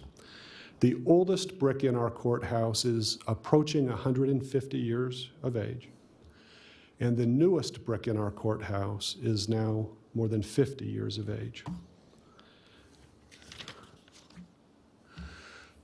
This is not a new project. You, as a county, your predecessors, authorized a rehabilitation and repair study 22 years ago, which led to a lot of energy and design and public conversation and ultimately an effort at public approval. That occurred in the year 2000. Immediately before then, the county purchased the Pioneer Casino and adjacent properties for $13 million. That is composes the parking lot directly to the bottom of the screen, which is to the south of the courthouse. And that's surface parking that is used by our employees. Since 2000, there have been additional studies. There was a significant master plan update in 2007 and 2008. There were a lot of board involvement in that time. In 2015, we engaged the National Center for State Courts. We obtained an addendum from them in 2017. And the story we can tell, I believe, is defensible in all respects. The court in 2017, the courthouse building, has outgrown the functionality of its design. There are space, security, efficiency, environmental, technological, and code problems. I'm going to share just 2 anecdotes. I wish we could be together often at the courthouse so I could share serial anecdotes, but I decided to bring the courthouse to you this morning through a few images and 1 video. I first begin with court growth. The problems that we have at present are not the problems of our future. The present problems will continue, but as we continue into the future, new problems will arise, primarily driven by population. Our consultancy studies have uniformly projected population growth. Those are consistent with a state demographer, with a county's own master plan. And between the year 2000 and 2055, we anticipate 121% growth. We've already experienced 30% growth between 2000 and today. That growth means an increase in court users. It means an increase in the court family organization. I want to subordinate the judges as the participants of the courthouse, and instead promote the county users, the litigants, the family members, the victims, the defendants. All of these numbers continue to grow. We are now at a point when we can see growth through our current filing trends, which have actually spiked recently, as set forth in our Supreme Court's annual report. We can see court growth approaching faster than we anticipated. And there will be a time, at some point, I'll defer to Chief Judge Freeman, but there will be some growth at some point in the next several years that is just a function of our county growth and population trends. We also continue to have maintenance and repair costs. We've spent about $8 million since 2000 to make the building habitable, despite the problems that we continue to experience. I'm going to share a few of those. First, our restricted courthouse account. I want you to know the money that we have. Because of your partnership and approval, I want to represent how we have striven to be wise stewards of your trust. The legislature created an income stream for us for courthouse development, which we have carefully protected. And through this pilot project that was approved in 2012, it is now ended, where we were able to retain a portion of unspent budget authority. We've been able to grow a court-restricted account that is now $8 million, which is a significant commitment from you and from us, recognizing the needs of the future. Focusing on security for a moment, we acquired a 2016 security assessment report done by the National Sheriff's Association. It exceeds 100 pages in length. The executive summary from me in 15 seconds is that there are numerous findings in which our security falls below best practices. Between our 2 facilities, 1 South Sierra and 75 Court Street, we see almost 600,000 visitors a year. That number excludes court employees. Those are members of the public and court users. In the last 7 years, we've experienced 350 security incidences. Those are incidences that rise to the level of a report. That's not found property. That's not a search for a warrant or the implementation of a warrant. Those are security events that are significant enough to be memorialized and reposed in our court records. The problem with the security driving the incident reports is that we co-locate. Contrary to elsewhere and recommended, we continue to collate the court, employees, with the public, with the victims, with the defendants' families, with the in-custody inmates, with the out-of-custody inmates. We all travel in the same space. And that causes substantial labor costs through our security team, the Washoe County Sheriff. And it creates dramatic risks. As one example, we have 3 elevators in the courthouse. For all of our visitors, 3 elevators. One is located in the historic section of our courthouse, the 1911. It is unpredictable at best. We shut it down permanently after one of our deputy sheriffs was caught in the elevator for 45 minutes with 5 inmate criminal defendants as we scrambled to find a third-party vendor who could relieve them of that emergency. So we now have 2 usable elevators. I wanted to also share an event we had into our sheriff's substation area. We have 22 or 23 Washoe County Sheriff's deputies and supervisors primarily assigned into the courthouse. And their substation is in the basement of our building. The image in your top right is the entrance from Virginia Street. It is identical to an image on the other side of the stairways. The image on the left and the image on the bottom shows the doors from the inside. We had somebody kick the door in, and so the panel on the left reflects our repair of that. Somebody entered the sheriff's substation where we have weapons, uniforms, radios, computers, other sensitive materials. This area is not connected to dispatch or court control. It's audibly alarmed so that noise emanates upon breach. And that panel on the left is our current fix, and those images again compose the security into our sheriff's substation. We have continuing environmental problems. The most recent and the ongoing is our radon. Radon is a colorless, odorless gas. You've been a radon advocate as a board. You know it emanates from deteriorating uranium. We don't smell it, we don't see it, but it affects our health. We have a tunnel that crosses from west to east, we think built somewhere in the 1870s, and then vaulted over in 1911, and from that tunnel emanates radon that exceeds 2 times permissible levels. So we've had to do remediation. The remediation fixes so far have cost $200,000. They're temporary fixes, and I'll show images of those in a moment. We continue to have problems. Despite the millions of dollars that we've spent on our boiler and HVAC system, we continue to have problems with employee and public comfort. I am personally aware of employees who overwear their outside clothes when inside. At least one instance where an employee has cut the fingers off of her mittens so that she could type while her fingers were cold. We've invited staff not to use space heaters because when they electrify the space heaters, our fuses blow. We have a continuing problem with water. Our staff knows where to go when it rains because we place buckets in the predictable locations of the rain leaks.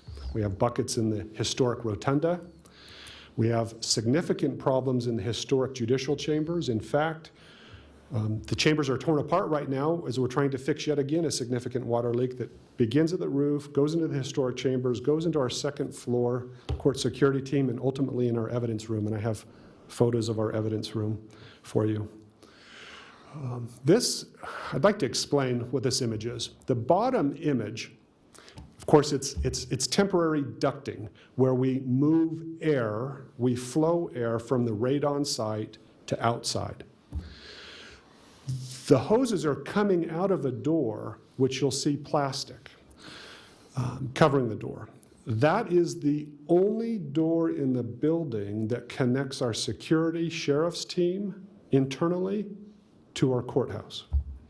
Because we've had to take that door away for radon remediation, our sheriff's deputies can no longer respond to an emergency internally, but instead have to go outside, up the stairs, and around to another entrance. The ducting continues from that door through the middle area, which is our sheriff's small work gym. You can see how it's held together by duct tape. I'm told that it leaks periodically, and they apply the duct tape, and then the ducts exit a window which is covered by plywood. We have additional remediation plans in place that will incur additional expenses. That's just the event of the day. I wanted to share with you our evidence room because the leaking water goes from the third floor to the evidence room. We are a court of record. Every word we say must be reported and preserved, and every evidence we take must be preserved. We have stored evidence dating back longer than I know, and again, because I want a connection between my public declarations and my private advocacy, I suspect we go back into the early 1900s. We have airplane seats. We've got a truck that was used as a homicide tool that's been dismantled, and we have the quarter panels. We have other large items, refrigerators, anything that was used in the commission of a crime, we have. This is the entrance into our evidence room from the exterior. The image on the left is connected from the image on the right. The image on the left is the interior look at the door, which we've sandbagged because when we get rain, we get water into the evidence room. And we've applied some tin and attempt to cover the evidence room from the exterior, which again is a security concern.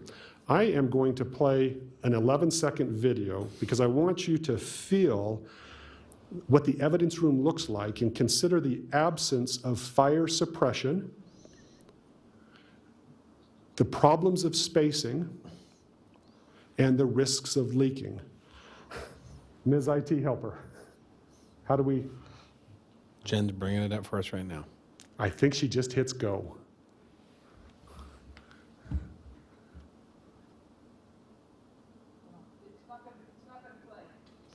Sorry.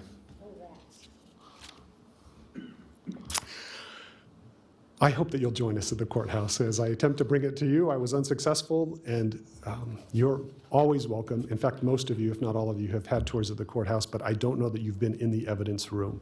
If this 11-second video played, it would just be a panoramic shot of a room that could be portrayed in an episode of the Hoarders television shows. I say that respectfully, but just descriptively. It is that and worse. So our ongoing projects, and I'm bringing this to an end. I will summarize the next few slides because of the time I've taken. We continue to look at whether it's a phased project, building part now as opposed to all now. There are advantages and disadvantages of both. I think that's part of our collective, diverse expertise conversations for the future. I just wanted to show a visual image of one placement recommendation. Again, no decisions have been made, but I wanted you to have the imagery. If you look at our courthouse, the domed 1911 historic facade, we're now looking from the east to the west. 1940s falls behind it, 1960s falls behind to the west, and the green image across Court Street to the south is it is the recurring recommendation for location. Behind the green image is a lot of county-owned property that could be available for P3 activities. It could be available for county needs. It could be part of the parking plan. We're not sure if 1940s and 1960s should be raised and have parking constructed. All of this is open for the future, but at least I wanted to show what one model looks like. In the past year, we've received the addendum from the National Center for State Courts. We've received a legal opinion letter examining financing, the statutory landscape for P3 and financing in the state of Nevada. We've looked at similar projects, including one for the Las Vegas Municipal Court. Out-of-state projects we've looked at. We have brought in and consulted with public-private professionals. We have retained a real property consultant who worked deeply in the state's redevelopment efforts of the past few years, particularly with some of our high-tech companies. We've developed a draft only of critical pathway timelines, requests for qualifications, requests for proposals, timelines for financing, and things of that nature. We've just ordered a preliminary cost estimate report, which we can then use to balance against a second report that the county team, if you approve the request today, will be part of developing so that we can blend those to get real numbers for what our needs may be. We've met regularly with county staff and hope to continue to exchange information, and we've also just joined you to spend money from our courthouse restricted account of $8 million to help the Board of County Commissioners conduct its own space assessment, which I think is an important part of the conversation at some point. And so my request today is that we engage regularly with your staff, with your direction and approval, hopefully with a nudge, just as we want your involvement to flow through to the county management team. We want to continue to explore a hybrid of traditional and creative financing options, and then start developing a plan to interact with other public agencies who are affected and the public, who is so critical to this long-term project. And with that, I stand for you. Thank you, Judge Hardy. We really appreciate the presentation. You know, to me, every time I see the presentation, and I've seen it a number of times in private discussions and public discussions, I'm flabbergasted by that. Over a 90-year period, we constructed 3 to 4, well, actually 1, 2, 3, 4, 5 additions to our courthouse over a 90-year period. And it seemed to go in the most recent years from 1911 to 1946, 1949, and then also 1963. When you stated that the newest brick within our courthouse project is over 50 years old, that is concerning to me.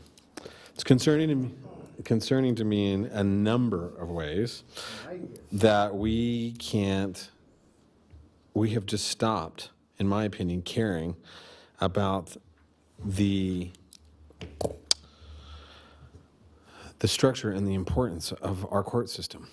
And it bothers me that when you have a cornerstone, a judicial branch of our government that maintains the everyday policing of our region, that the other branches of government have just, in my opinion, just disregarded the needs and concerns of our public. Because this is not a courthouse project just for our judges and our staff.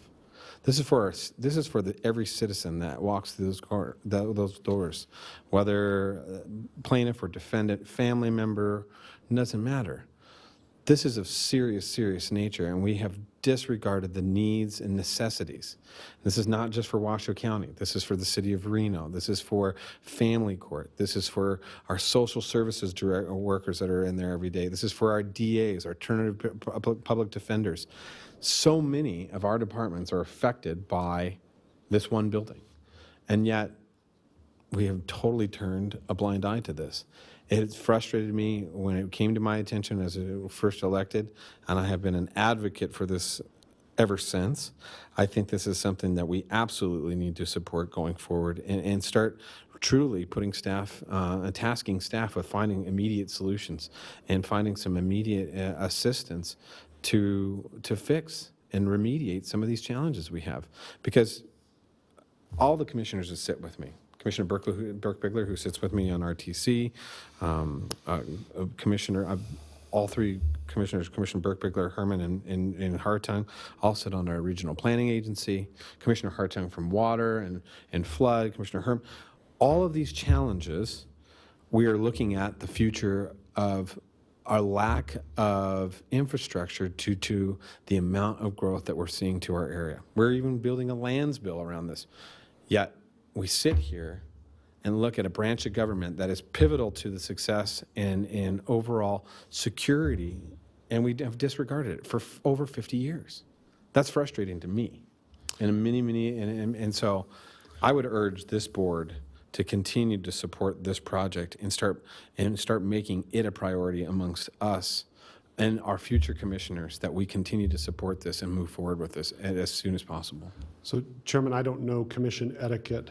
I don't know if that's an invitation to You respond can to. interact with me, absolutely, sir. Just two quick responses, because I do want to say publicly what I have said so often privately. This is not about the judge's corner office. I will not support any concept of spacious chambers and showers for judges and private cafeterias. I'm now smiling as I'm trying to think of something exaggerated. In fact, my colleagues have committed with me to find the type of collegial environment that de-emphasizes personal judge space and emphasizes use of public space. That may mean that our chambers are co-located. That may mean that we travel to different courtrooms for different types of hearings and for different purposes. I'm not sure where the boundaries are, but we know that dispute resolution is changing. A courthouse of the past does not look like a courthouse of the future.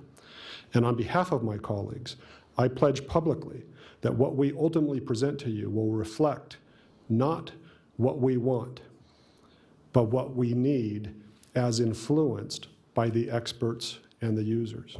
And second, just to affirm your statement about the role of justice, I am biased. It is my calling to work within the judiciary. But when I think about the iconic statement of justice that is broadcast by its physical symbols and how that creates a somber moment for our community as they revere the single place where their disputes can be resolved without threat, without vigilantism, I believe that every community should have that visual statement, and this is what we're working towards. So I'm very heartened by your words. Thank you, Judge. Madam Vice Chair. Thank you, Mr. Chair. You know, I echo everything you said. I think I had the first meeting with you, Judge, Your Honor, in maybe the end of the first year or the beginning of the second year that I was on the commission, and I've been on the commission now 5 years. And so clearly, even it's been going on much longer than that. But and I echo everything Commissioner. Who are you? Commissioner Lucy said. Everything Commissioner Lucy said. And I respect what you said about what your position is and the position of the other judges about not setting up a fiefdom, a kingdom for yourself. I respect that. But at the same time, in the world we live in today, I wish I could say that we don't need to worry about protecting you, but we do. We worry about protecting commissioners. We worry about protecting, the city council members. But judges sit in judgment of people who aren't very nice. And that is a danger. And so I think one of the things that worries me most about the current court system, the current building you guys are in, is that you are interacting constantly with people who you're going to sit in judgment over. And there's you're in the same elevators with them. There's no way to get around that, and that concerns me a great deal. And so although I respect your concerns, I respect the concerns of the rest of the judges about not setting up a Taj Mahal to judges, if you will, I still think it's very important for us to look at some way to protect you. We are going to see massive growth in this community.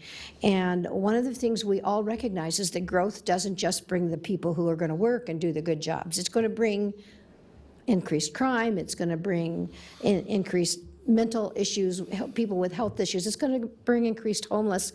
We all recognize that. And it is so important that we start now to really move forward in a positive manner on this. And so I'm fully supportive of this issue. Through you, I yield to the chairman with gratitude for your comments. Thank you. Commissioner Hartung. Thank you, Mr. Chairman. And Your Honor, by way of disclosure, you and I have had a number of conversations on this issue, and you know privately and you know personally how much I respect you and your positions and all the diligent work that you've put into bringing this to us today. A couple of questions. I know you've mentioned before the potential for a public-private partnership. What would that look like? What would the framework of that entail? I want to answer your question with a caveat that, again, we're still exploring. I'm not asking there are for no any directions information on who might participate. That's, take that off the table, and I'm sorry if I... No, not at all. I see the P3 as one option, but not the only option. Okay. But if the county goes in the P3 direction, the public-private partnership, it involves mixed use of retail and residential, close in proximity to the courthouse on the same parcel, but it brings in private money, private development expertise, and it's a way to monetize the county's debt service through projected revenues. And that includes not just the sale of the Pioneer parcel that's not necessary. It means potential efficiencies in the construction, ease of available money, but then also the increase of sales tax and property tax that flow from development. And so there's this idea that we bring a private partner with development expertise and experience. And that's happening throughout the country. There are courthouses today that have been constructed through P3 efforts. And in fact, nationally, we hear that concept now being presented as a way of just breaking the mold of the past, looking toward creative future options. My initial impression of this, and I'm glad there's some clarification, and maybe this is still on the table, my initial impression was more a relationship with lawyers and people who are involved in the legal world to have office space in and around the building. And It's possible. It depends on what that private development looks like. If it's retail on the lower levels, like under the Palladio, if it's office space, which is probably the most that makes most sense, then it's available hopefully for large anchor tenants, maybe coming from other states who are developing a presence here. It can also be offices for law firms. We don't know, but the idea that we can essentially lease option the courthouse with anticipated ownership, but private development, that's one of the things that we're exploring that's, again, happening elsewhere. And I like the chairman. I see the need. I understand the issue. Like the vice chair, I'm saddened by the need. It means that there's this overwhelming need for a larger and more robust justice system, and not spoken in the pejorative about those of you who work in the justice system. That's a sad thing. It's just it makes me sad that there is such a need, that people can't resolve their differences without taking them to court. That said, one of the things, and I have no issue with moving forward with this, but one of the things I would like staff to at least give us a cross-section of is, what would it look like if we were to take all of those properties downtown, they're highly valuable, and sell them and build a courthouse, maybe even here on, near the county complex. There might be a huge offset there. I don't know the answer to that. I'm just saying I would like to see what the values of those properties are and potentially work it backwards where we take because we would not have the issue of land here the same way that we have downtown, although we already own it, but we could extract that value and potentially, come up with a better solution and have a bigger, more robust campus here. I'm thinking out loud. It's just something I think that we owe it to the taxpayers to investigate. Yeah, and just as you brought that up, and I'll go to Commissioner Herman in just a second.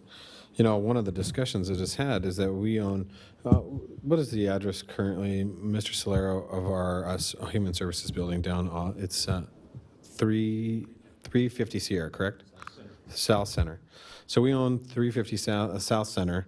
We own a number of buildings in the downtown area, and I think for efficiency purposes, discussion has always been of efficiencies of being able to combine maybe this branch, the executive branch, with the judicial branch and some of the other pivotal departments that play major roles with both departments on a day-to-day basis, just as they've done in Las Vegas with the government center in Las Vegas.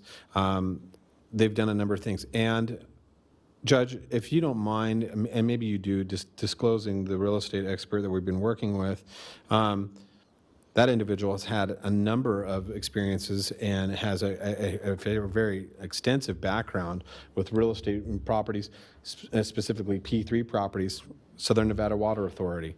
I don't mind disclosing if you'd like. Yeah, please. His name is Brad Mommer. He works under the corporate identity of GSD, Get Stuff Done. He formerly worked with Steve Hill doing economic development for the governor. So Mr. Marmer has been a wealth of information, but he's worked on projects within our state that have been utilized P3 development, Southern Nevada Water Authority being one. He's seen these projects and seen how they can. We've also employed a legal team out of Oklahoma that has done a number of challenges. It has addressed the legal challenges we may have with NRS, approaching how we go about funding structures and different things like that. So the courts have invested quite a bit of time into these two individuals and these experts in regards to how we go forward, whether that looks like a full government center, whether that's just specifically the courts, whether it's phased in or single.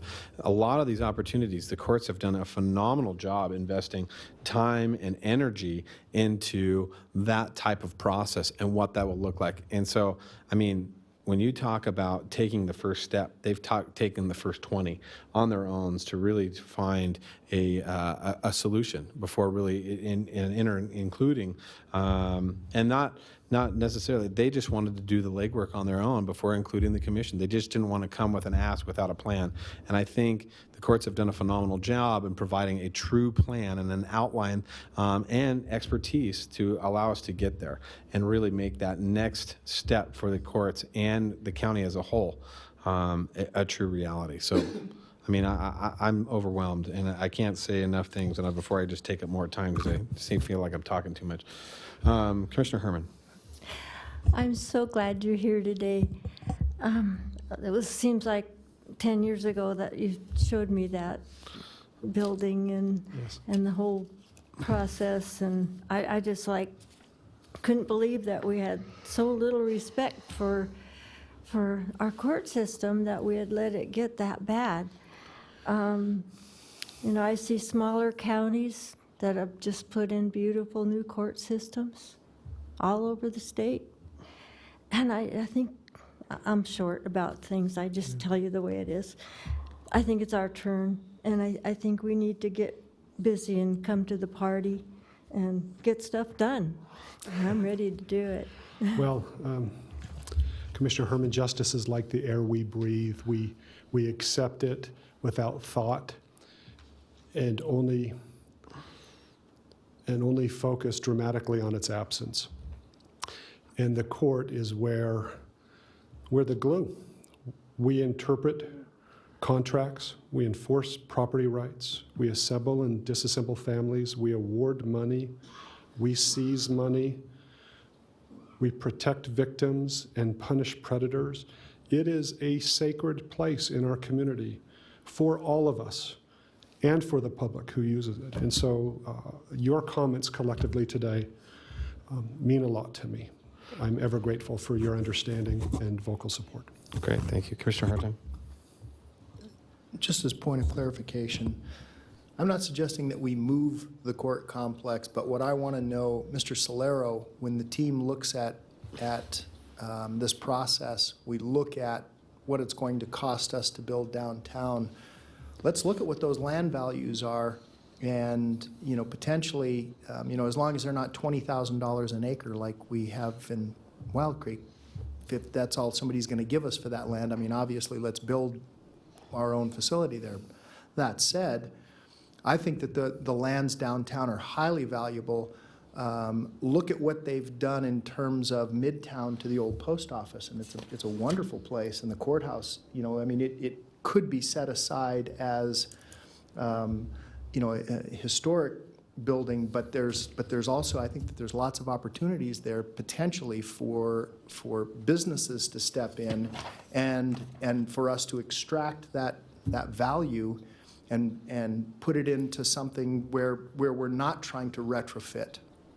We're not having to deal with the same issues that we have in the downtown core, which is overcrowded streets and issues of parking and being forced to, and when we may want to build a parking structure. And I think that could all work back into this overall plan because our employees need a place to park as well. So I think that could all tie back together. So I would like to just investigate what the options would possibly be. And we're not that far off the beaten path. We have the same access to public transit, and so I think it's at least viable to look at. Thank you, sir. Thank you. All right, so at this time, Judge Hardy, I want one more question. How many in the department's courtrooms, is there any departments that maybe have one or two outlets, electrical outlets? Are there? In each department, in the courtrooms themselves. Right. How many electrical outlets do, on average, some of these courtrooms have? So like I know it's a famous answer. Like every good public advocate, I try and anticipate questions as I prepare the night before. I could never have anticipated that question. Oh! How many public electrical outlets are in each courtroom? So I want to say fewer than less because I have evidence for my conclusion. There was a time before we went into the walls and embedded electricity to accommodate our technology that we had those electrical strips with multiple inputs, and we had wires running throughout the courtrooms to feed the Elmo device and to feed the television. And so I suspect that the number of outlets is fewer than what we need and want. Your Honor, may I rephrase my question to you, sir? Is the needs of the courtrooms adequate for the business of today? Oh, no, not okay, thank you. That was what I was trying to achieve. No, okay. No, not at all. Because if you, our access to information changes, and those changes imprint differences as generations flow forward through adulthood. Okay, and we now have a visual population. You'll see that I've done a PowerPoint presentation. We have no way to accommodate the technology of case presentation in our courtrooms. The modern courtrooms will have screens like in an airplane, screens for each juror. There will be screens broadcast for the public because we have the right of access is lawful and probably constitutional. And so we have to provide for the public. We have all of the digital evidence that we can't manage in the way we would if we could start from scratch. So the best way to understand a modern courtroom is to go to the National Judicial College, where they've constructed the ideal model courtroom compared to what we have. And it is, again, connection between private and public. It's horse and buggy versus Tesla. Thank you, sir. Right, yeah. Yes, please, Madam Vice Chair. I would make a motion that we move to accept the status report and request to proceed from the second judicial district court related to a potential building project, and to provide direction to our staff to begin work on the project, which is not currently listed in the approved Washoe County Capital Improvement Fiscal Year 18 list of funded projects. Second. I have a motion and a second. I do have public comment. Let me go to public comment. I do have Kathy Brandhorst signed in. Kathy Brandhorst is no longer in the chambers with us, so I will call for the vote. All those in favor signify by saying aye. Aye. Aye. All those opposed, please place your votes. Motion carries unanimously. All right, Mr. Manager, we are on to a very subsequent item, Agenda 11, please.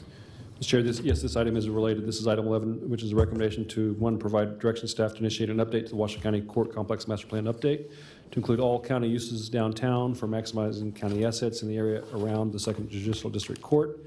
And two, approve the resolution to augment the Capital Improvements Fund in the amount of $200,000 to increase expenditure authority for capital projects for fiscal year 2017-18. And three, to direct the comptroller to make the appropriate budget amendments. All right. I have a motion from Commissioner Hartung. Second. Second by Vice Chair Burke. I'll call for the vote. All those in favor signify by saying aye. Please place your vote. Aye. Aye. Mr. Chair, was there public comment on the last? There was Ms.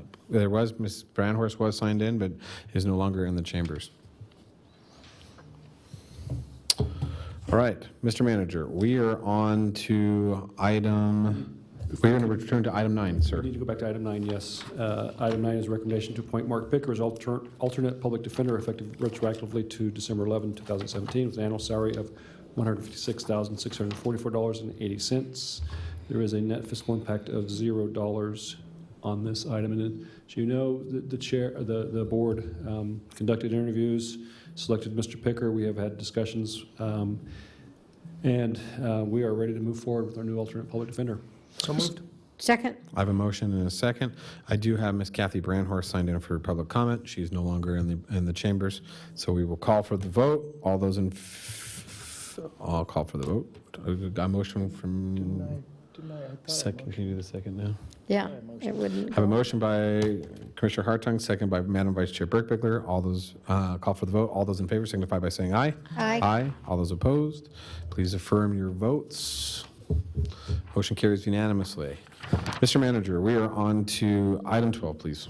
Item 12 is a recommendation to approve a request to initiate proceedings to amend the Washoe County Code, Chapter 25, Business License Ordinance, Chapter 110, Development Code, and Chapter 53, Miscellaneous Crimes, to provide for operation of marijuana establishments which are registered by the state of Nevada under NRS Chapter 453A and NRS Chapter 453D, and provide for limited exemption of certain acts from criminal prosecution, consistent with the Marijuana Working Group recommendations, vision and direction to attached thereto, and as provided in the staff report, and direct the county clerk to submit the request to the district attorney for preparation of a proposed ordinance pursuant to Washoe County Code Section 2.030 and 2.040. Mr. Chair, typically these items are under consent. However, staff is seeking specific direction. Mr. Solero is here for that. Mr. Solero. Good afternoon. For the record, Dave Solero, Assistant County Manager. Still getting used to that? Boy, sometimes, yeah. So just fairly briefly, remember his name a few minutes ago. I'm going to pack quite a bit of information into this item. I want to be very brief, but marijuana is a budding industry in our region, and it is our duty to properly designate how it is rolled out in our part of the community. And so with that, we currently are operating under temporary regulations, which expired July 1st, 2018. As the state of Nevada Department of Taxation works through permanent regulations, we are also similarly going through a process with a team of about 20 employees who are combing through our codes, and at least 420 references have been reviewed to gauge the impacts on our community. This isn't just our employees. This is a joint effort by ourselves, the Health District, Truckee Meadows Fire Protection District, and North Lake Tahoe Fire Protection District as well. So as we've been going through this process, this is one of our goals through Washoe County, supported by our strategic plan. We wanted to make sure that we got with you to discuss these 5 principles. This is information that we are working towards as a group moving forward. So, the extent of the impact of legalized marijuana on unincorporated Washoe County, the accountability, regional parity and equity, extent of public participation, and keeping this simple, a streamlined process, and streamlining our code. I keep pushing the wrong button here. So I just want to confirm today the guiding principles, confirm some key components of proposed regulations, and then initiate the amendment to Chapter 25, 110, and 53. So I'll roll through these fairly quickly. We've spoken at length, I believe, on some of these guiding principles, but the policy that our code group is working on as we move forward is to address traffic, public safety, visual, air quality, and other direct impacts on the neighborhoods and the communities by limiting the extent of impact of legalized marijuana in unincorporated Washoe County. We're also, for accountability, working to acknowledge the role of the state partners and our other local jurisdictions in the governance and enforcement of legalized marijuana, and that the industry should pay for the direct and indirect costs associated with legalized marijuana. For regional parity, we want to partner with other local jurisdictions to ensure streamlined policy and review process, but consider the unique needs of unincorporated Washoe County. Extent of public participation, we've heard from the board that we want to ensure transparency and consideration for the public and the feedback during the code review process, and mimic other similar licenses that we've got within our code, such as liquor. And then simplicity, streamlined process, and streamlined code. What we are trying to do is simplify the process, treat medical and recreational in the same manner to ensure clarity through the process for not only our citizens, but also for the people that are in the business as well, make it streamlined for that. So we have three things, and although normally I'd like to keep you out of the weeds, today I'd like you to drill down on the three topics for us today. So the first topic is really to get feedback from the board that the single licensure of medical and recreational facilities is the proper way to move forward as we craft our codes. That we are going to pursue a 3% license fee and recoup all of the costs for compliance inspections and licensing, and review other options for applicable fees for application. This is important as we work with our partners, because we need to make sure that those partners, such as the health district and the fire districts, also update their codes to be able to gain back any costs associated with inspection and code compliance associated with these facilities. And then we want to affirm with you that we're not going to allow for public use lounges or other similar facilities until this is clearly vetted with the state level. So I just want to make sure that we are all on the same board, and at the end of this little presentation, I'd like to get some feedback from you all on these three items. So we are here to confirm the guiding principles and confirm those three key topics with the board so we can move forward with our timeline of getting our regulations back before this board for a first reading in February, and then second readings by March, so that we are ready to license our permanent recreational and medical marijuana facilities within the county.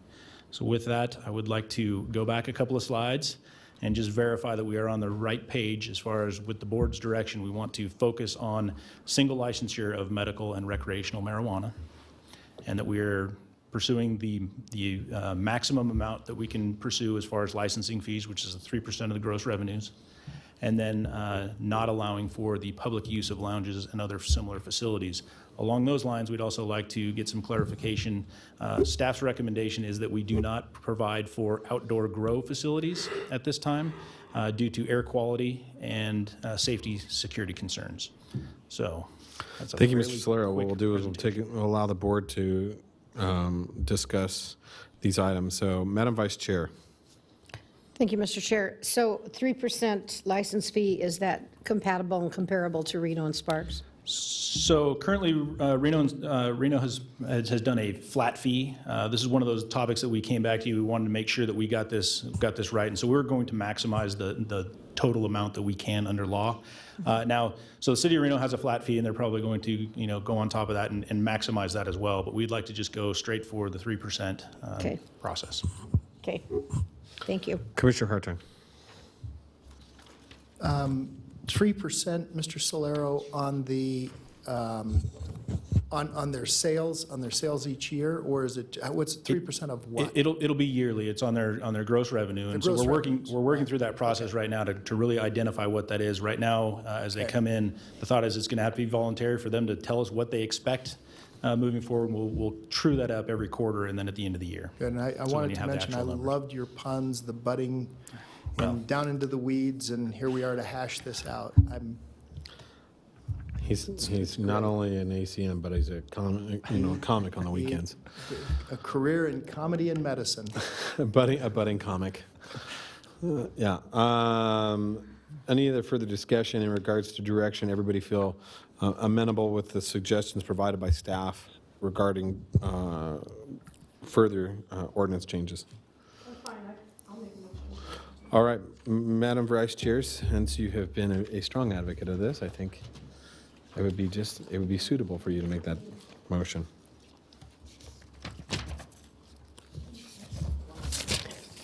For the record, Mr. Chair, we have Ms. Brandhorst signed in for public comment, but she's left the meeting. I was going to bring that right up after the motion. Thank you. Thank you, though.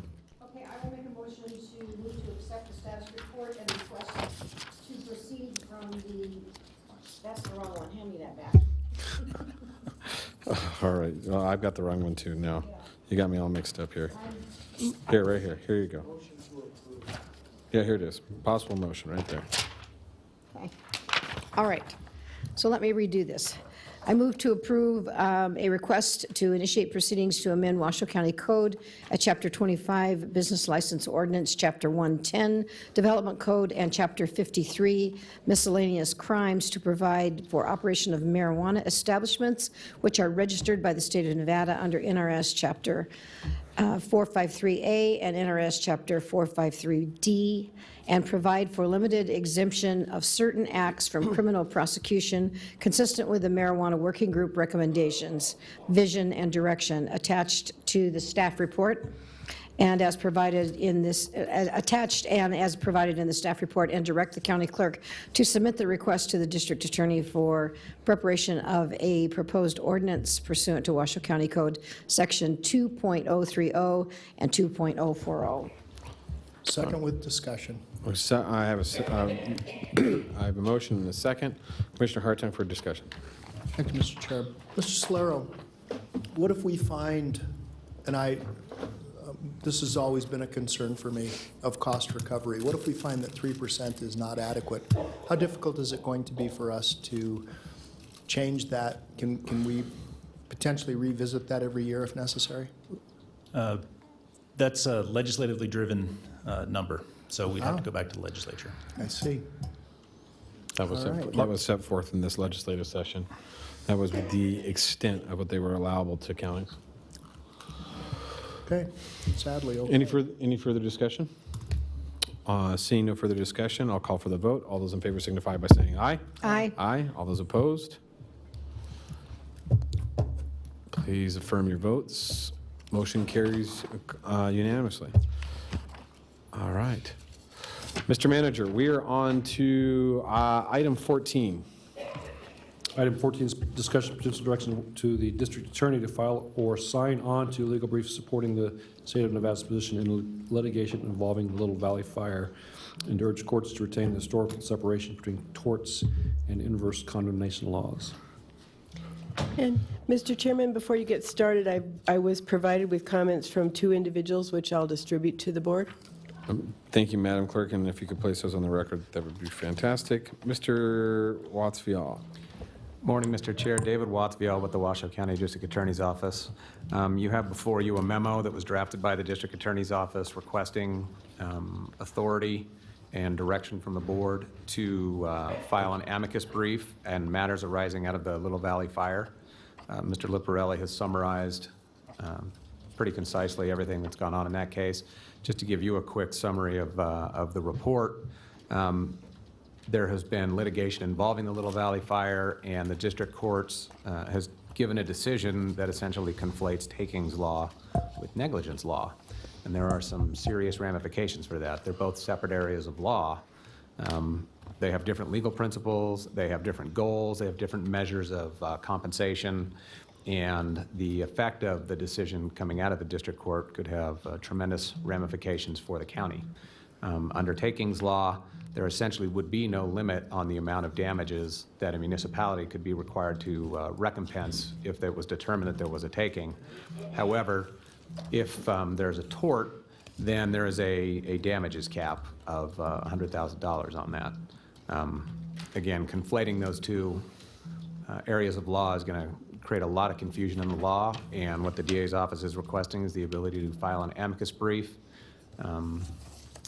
following up on making the distinction between those two areas of law and requesting that the Supreme Court continue to maintain the distinction that's been historically held between those two areas.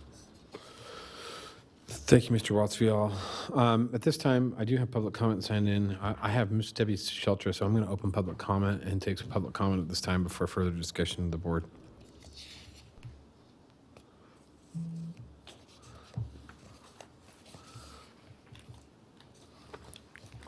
Welcome, Ms. Shelter. Happy holidays. Thank you. Same to all of you.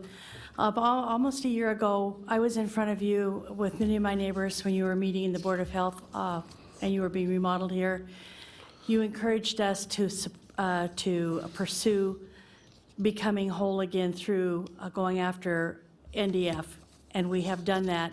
I'm sorry Judge Freeman left the room because I was in the courtroom when he made the decision, and the opinion you just got is not what Judge Freeman said. But if you do go along with this, what you're saying is that each of us can only, in the net result would be each of us could only receive $100,000 for our losses. And that's nothing. That's nothing. Our lots are worth more than that. I'm speaking for many of my neighbors who are rebuilding on this day, who are trying to get their lives back together, and we would urge you to take this and I urge you not to urge the courts to retain this historical separation between torts and inverse condemnation.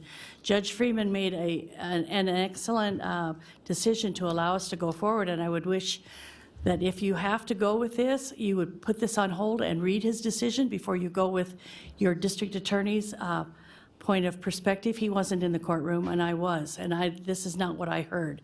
Judge Freeman has left the room, I'm sorry, or he could give his own interpretation of what he did. But this would really hurt everybody, and I don't think it's in the just interest. You represent us as citizens. We're in your county, and Commissioner Lucy, you're our commissioner, and we're so pleased that you spoke up for us at that meeting almost a year ago and said, pursue this against, at first when NDF was denying any responsibility, and then the studies came down and found them at fault, if you've had a chance to read those studies.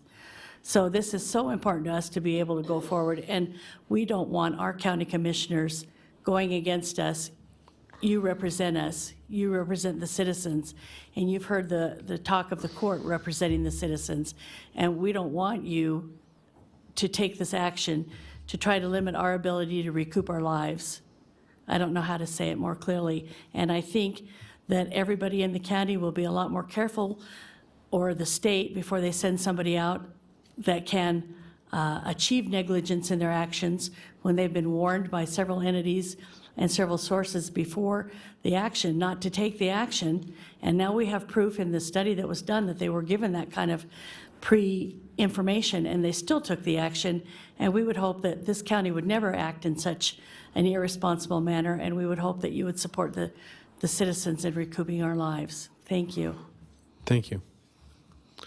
All right. I also have Mrs. Kathy Brandhorst signed in, who's no longer in the chambers. All right, so I will close public comment, bring it back to the board for further discussion at this time. Is there any discussion by any of the commissioners? Seeing, I do have some comments. Ms. Shelter brings up a very valiant point. A year ago I did. This was a tragedy that did occur in my district and has been an extreme challenge to many of the residents out there.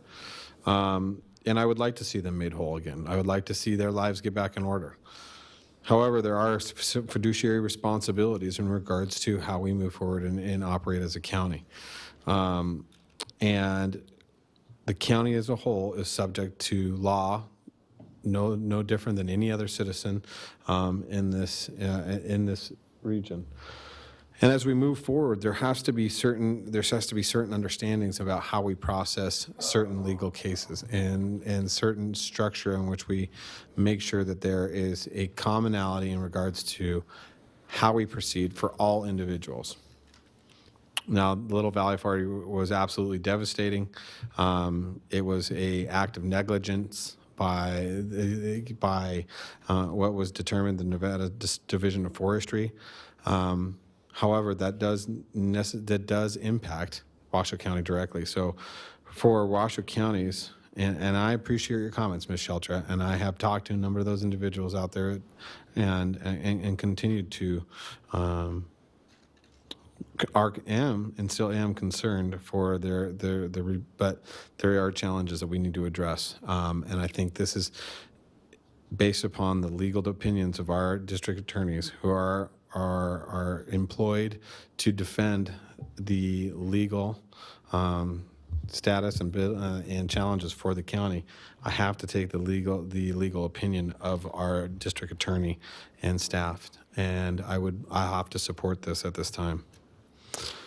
Madam Vice Chair, I have you signed in. Mr. Chair, I am really afraid of this whole issue. It concerns me that if we don't do something, it concerns me if we do something. I did have the opportunity to sit and listen to, as we all did during the closed legal session, to listen to our district attorney's description of how this could impact us on a broad-based basis, and I am concerned about it. So I think we have to sign on to this, even though I am really concerned and want to make sure that our citizens who suffered in the Little Valley, clearly that was a problem that was created by man, not created by an act of God. So I mean, I want them to be protected, but at the same time, it's broader than just the Little Valley, and that worries me. So I will support it also. And I think we need to be cognizant of precedent that we set going forward in regards to certain situations, because even though it doesn't specifically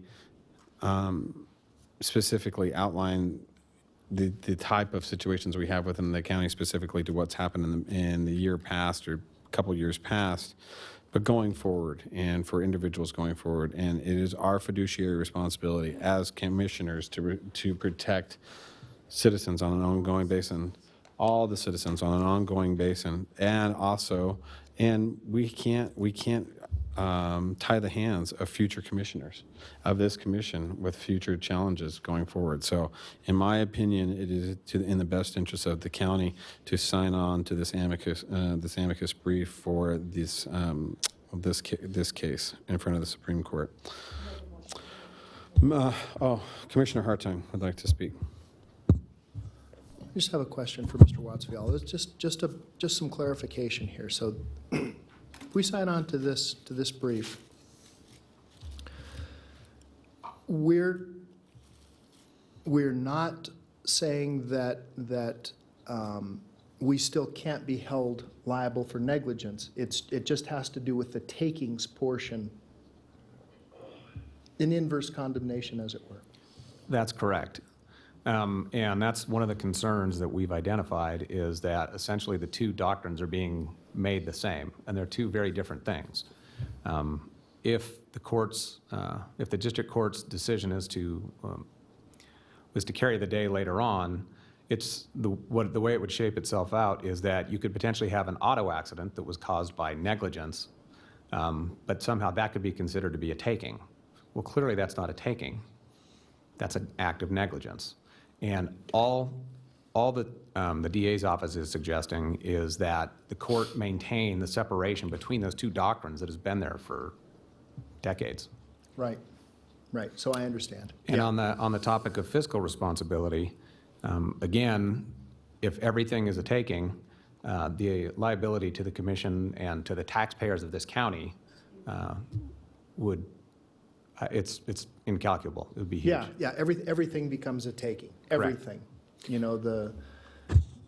any inverse taking, whether it's the county's fault or not, could be perceived that the county didn't do something to stop that.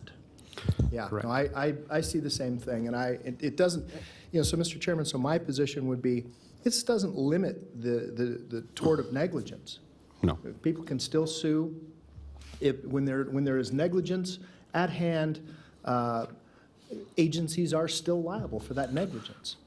But this specifically is not inverse. No, that's correct. And Mr. Wattsfield, really quick on that as well. I mean, if this were decided without, to combine the two doctrines, the statute of limitations is extended, correct? There are two different statutes of limitations, correct. And so one that potentially... As I recall, it's the difference between possibly 15 years and 2 years. And in a ruling that would allow these two to be combined could set precedent that previous for anything that falls within that statute of limitations to come back and be contested, correct? It would certainly create fodder for additional litigation. Okay. Which would put us in a very fiscal, would put us in a very, some great fiscal liability for the county and the taxpayers. Okay. I think that's enough clarification, unless others need to be. I do have Miss Kathy Brandt, as I said, Miss Kathy Brandhorst signed in, but she is no longer in the chamber. So at this time, I'm looking for a motion to move forward with this. Mr. Chair, I would move to direct the district attorney. I would move to direct the district attorney to file or sign on to the legal briefs supporting the state of Nevada's position in litigation involving the Little Valley Fire, and to urge courts to retain the historical separation between torts and the inverse condemnation laws. I would second that. I have a motion and a second. Motion by Madam Vice Chair, second by Commissioner Hartung. I'll call for the vote. All those in favor signify by saying aye. Aye. Aye. All those opposed? Motion, please affirm your votes. Motion carries Commissioner Herman in the opposition. So I have the motion carries with a 3-to-1 vote. All right. Mr. Manager, we are on to item 15. Item sir. 15 is introduction and first reading of an ordinance approving a development agreement regarding tentative subdivision case number TM 14-001. Madam Clerk. Thank you, Mr. Chair. This will be Bill number 1792, an ordinance approving a development agreement regarding tentative subdivision case number TM 14-001, Pebble Creek Estates, which approved development of an 83-lot single-family residential subdivision. Lots range in size from 35,025 feet to 53,072 square feet. This agreement extends the deadline for filing the first in a series of final subdivision maps from July 1, 2018 to July 1, 2020. The subject site is located at the western terminus of Pebble Creek Drive, approximately 1/4 mile west of its intersection with Pyramid Highway. The parcel is plus or minus 83.27 acres in size and has a regulatory zone of low density suburban, LDS. The parcel is located within the Spanish Springs area plan and is situated in portions of sections 11 and 14, Township 21 North, Range 20 East, MDM, Washoe County, Nevada, APN 538-17108. Thank you, Madam Clerk. Looking for an introduction. Mr. Chairman, this has been on the books for quite some time. It's been well known to those of us who have lived in the valley that this would come forward at some point. I would move to introduce Bill number 1792 with the possible second reading and adoption of the ordinance to occur on January 9th, 2018. Thank you, Commissioner Hartung. All right, Mr. Manager. Mr. Chair, your next item is a public hearing item. This is item 16, which is a public hearing and second reading. Possible action to adopt an ordinance pursuant to Nevada Revised Statutes 278.0201 through 278.0207, an amended and restated development agreement with Apple. Madam Clerk. Thank you, Mr. Chair. You'll recall we read this last week, and we gave it, at that time, ordinance number 1605. So if adopted, it will bear that ordinance number.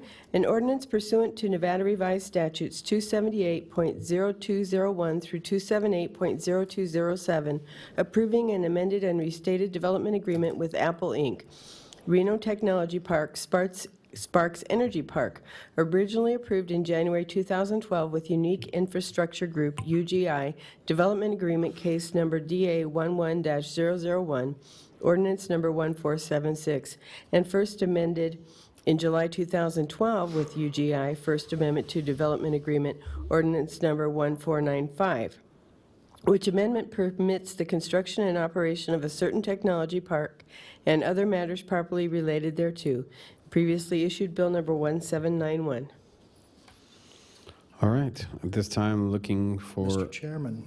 Commissioner Hartung. Also in District 4, I think this is the first of many great things to come out in the East Truckee Canyon. I would move to adopt ordinance number 1605. Second. I have a motion by Commissioner Hartung, second by Madam Vice Chair Burke Bigler. Call for the vote. All those in favor signify by saying aye. Aye. Aye. All those opposed? Motion carries unanimously. All right, that ends our public, we did not have anybody signed in for public comment on that public hearing. Mr. Watsfield. All right, Mr. Manager, we're going to our final public comment of the day. Item 17, sir. Item 17 is public comment. Comment heard on this item is limited to 3 minutes per person, may pertain to matters both on and off the commission agenda. Commission also hears public comment during individual action items with comment limited to 3 minutes per person, and comments are to be made to the commission as a whole. First, I have Mrs. Tammy Hold still. Oh, good, I can't wait.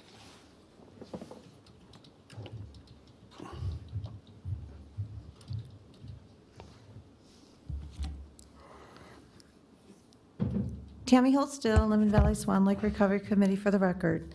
The word disingenuous is by misrepresenting what has been said by the residents.